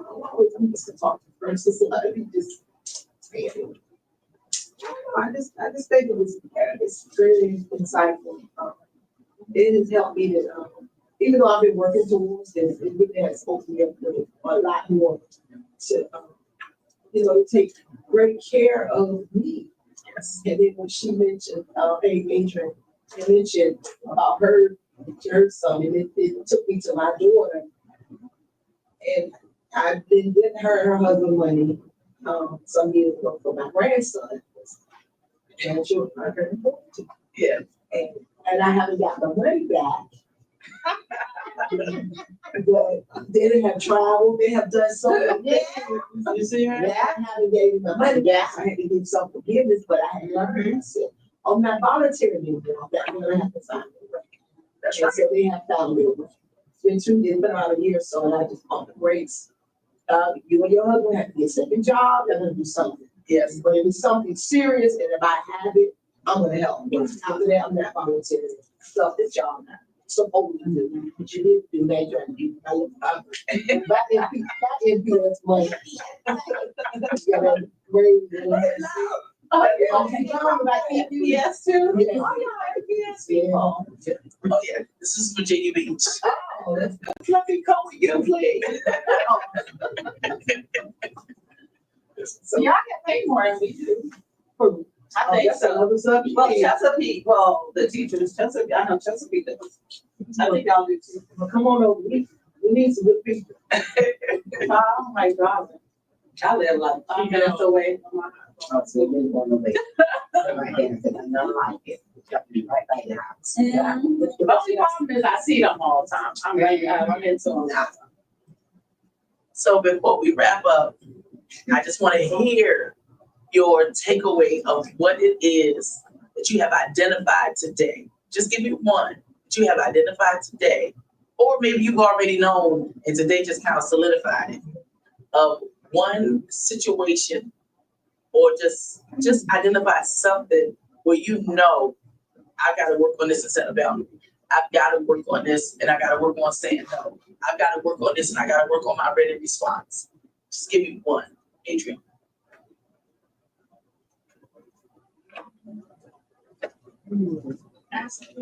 Sorry, I was thinking. I've been starting to think about it. I was like, I think I got all the questions. It's okay. Just tell me one. What you have identified, because our goal of the event today was to identify one area of your life or situation or whatever you have going on. Just identify one And that's gonna be our goal, or we're gonna work on, where you're gonna learn how to say no or learn how to put some boundaries in place. Just one situation or one area that we were focusing on. Like I said, with me and, focusing on, my health with the declining and things, and it's not just only my children, but like everybody. And what I'm also really taking away is that I'm gonna start letting other people prioritize their self too, because I also, when someone tells me no, and I'm like, seriously, when I'm gonna stop doing that to other people, and in hopes that they see, well, she don't get it. I tell them her, she, accept that. So hopefully, they reciprocate the same respect. So I just made me think about like, look, I do that too. Who you are to people, they're not to you. Right. And so that. But it's unfortunate that we have that expectation too. And when they don't show up, we get bothered. Yep. And we're like, well, what? I mean, I'm almost there. Yeah. But you can't expect that. And that's why when we give out a space of love, I just said that I never thought about it that way. Yeah. Karen just said something really funny. yes. The airplane thing, you said with the backdrop, you're always looking to do your own ass. We all know that, right? Right. But me and my husband watching this funny show that we watched, King of Queens. And that happened with him and his wife. The guy and his wife sit beside him. And so the plane, is doing his thing, then the mask comes down, and you see him, he puts on his mask, he's breathing, and the wife couldn't quite get her, and she like laid him out, So, well, yeah, as long as you live, right? And then my husband's like, when you do that to me, you damn, you gotta make sure my mask is out. So that's what it made me think about, like, okay, like I did the same thing. I'm like, yeah, make sure my mask is out. You're supposed to then help the next person. So, yeah, he was good. He should help her. Yeah, the guy was like, It's Kevin James is the actor, right? yeah. He looks like it. Jacqueline. Stop volunteering myself, because a lot of my frustration is self-inflicted. Stop it. Right next. Yeah. Okay. We'll find someone else. And they will. They will. Jason. Yes, ma'am. So, ironically, I was texting my wife. Ironically, I went through this situation years ago to the point where I actually had to go to therapy for it because I was always that one person. But even after I that, see that, Jason. I see how people reacted to it. It was negative. And so I would go a couple months later and say, okay, I know this is happening. So I have to learn, they just need to accept what it is. Yeah, you, Jason. Yeah. Listen, we have a special guest who came to the door. This is Sabrina. And I'm definitely a culprit of all this. She must have been this class. Sabrina shows up for everybody. But I've been setting my boundaries. I have a to-do list, and I said I'm not doing anything for anybody until my list is full. Sabrina. Don't folks get mad at you though. They get mad. At me, but I ask for help. But yeah. Sabrina, I'm surprised because you do. You would. Stressed out, carefully. Yeah. The anxiety of it all. The anxiety. Yes. And I just want to add one more thing to that. I don't know if you all discussed this, but you know how sometimes when people call you and they make it seem like something, you have to do something for them right away. And then you jump on it and then they fall back. Like it wasn't, I'm like, well, was it a priority or was it not? You want me to stop what I'm doing to help you, but then you kind of like fall back. So I have a terrible saying that I cannot say in here. This is probably recorded. But if you don't give up, I don't get.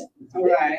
That was my motto. That's It was right. called last year. That's Sabrina, I am proud of you. You know, give her- Yes. Listen, and we have to prioritize ourselves. But you're right. If we dead and gone, just like the example of the airplane, right? You ain't got no oxygen, you ain't got no mask, and you'll be on the ground trying to get it together, you know, because nobody's So helping your you. husband breathing over there. So, yeah, right? But if you put yours on first, you're limited on who you can help. And that's how it needs to be. You know, one person can help all the people, but if I can help you, you can help the next person. And that's how we pay it forward. Yeah, absolutely. Anita? Mine is still that I'm still working on, is enough. That's the biggest thing with me now. Like I said, it's me iterating that and doing that, because like I said, I'm like volunteering for everything. And I do because I want to help, you know what I'm saying? Like you genuinely want to help. And I genuinely want to help, and especially if it's something I know that I can contribute to, and it's gonna, you know, and it's gonna benefit everyone. You know, I care about people. You know, I have a passion for people, and if I can help, I want to help.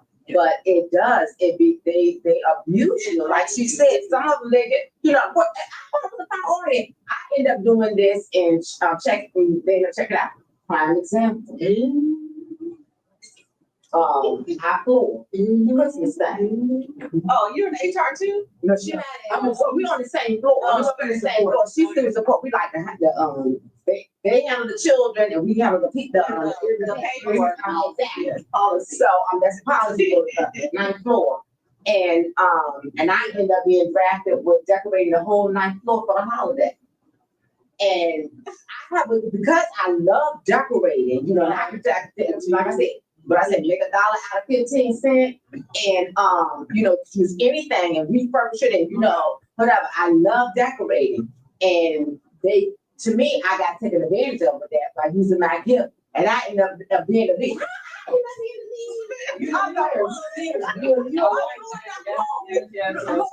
One leader hit voluntold. And I was asked, but Nina, we know you gonna decorate, you can do this, that, and other. Can you take on, you know, help us do that? Sure, I help. You became the lead. Yeah.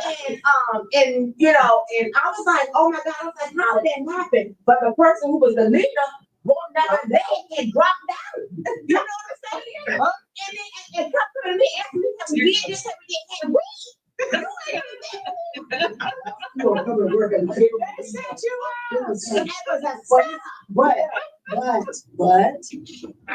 what happened? We won second place. First place, but we ended up winning second place.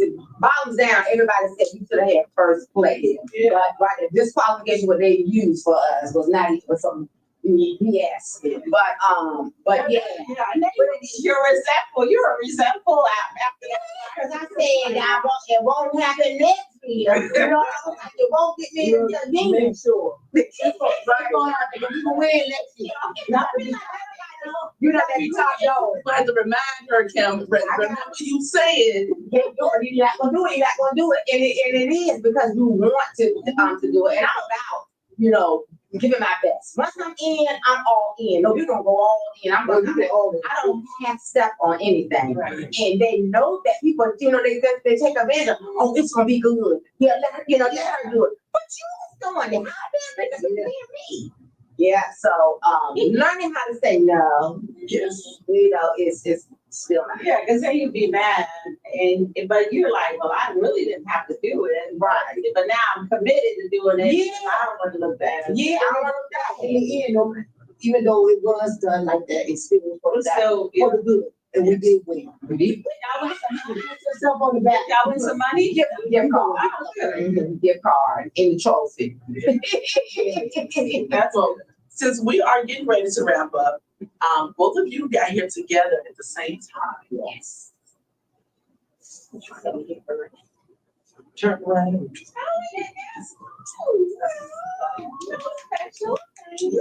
Thank you.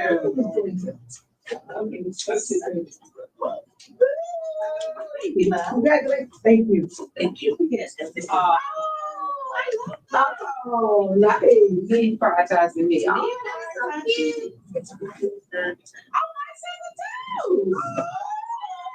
you. Oh, thank you. And this is for you being just so super participating, being such a great participant and just sharing and being vulnerable. Oh, Because you gotta be so thank you. Thank you. Exactly. My type of hype right here.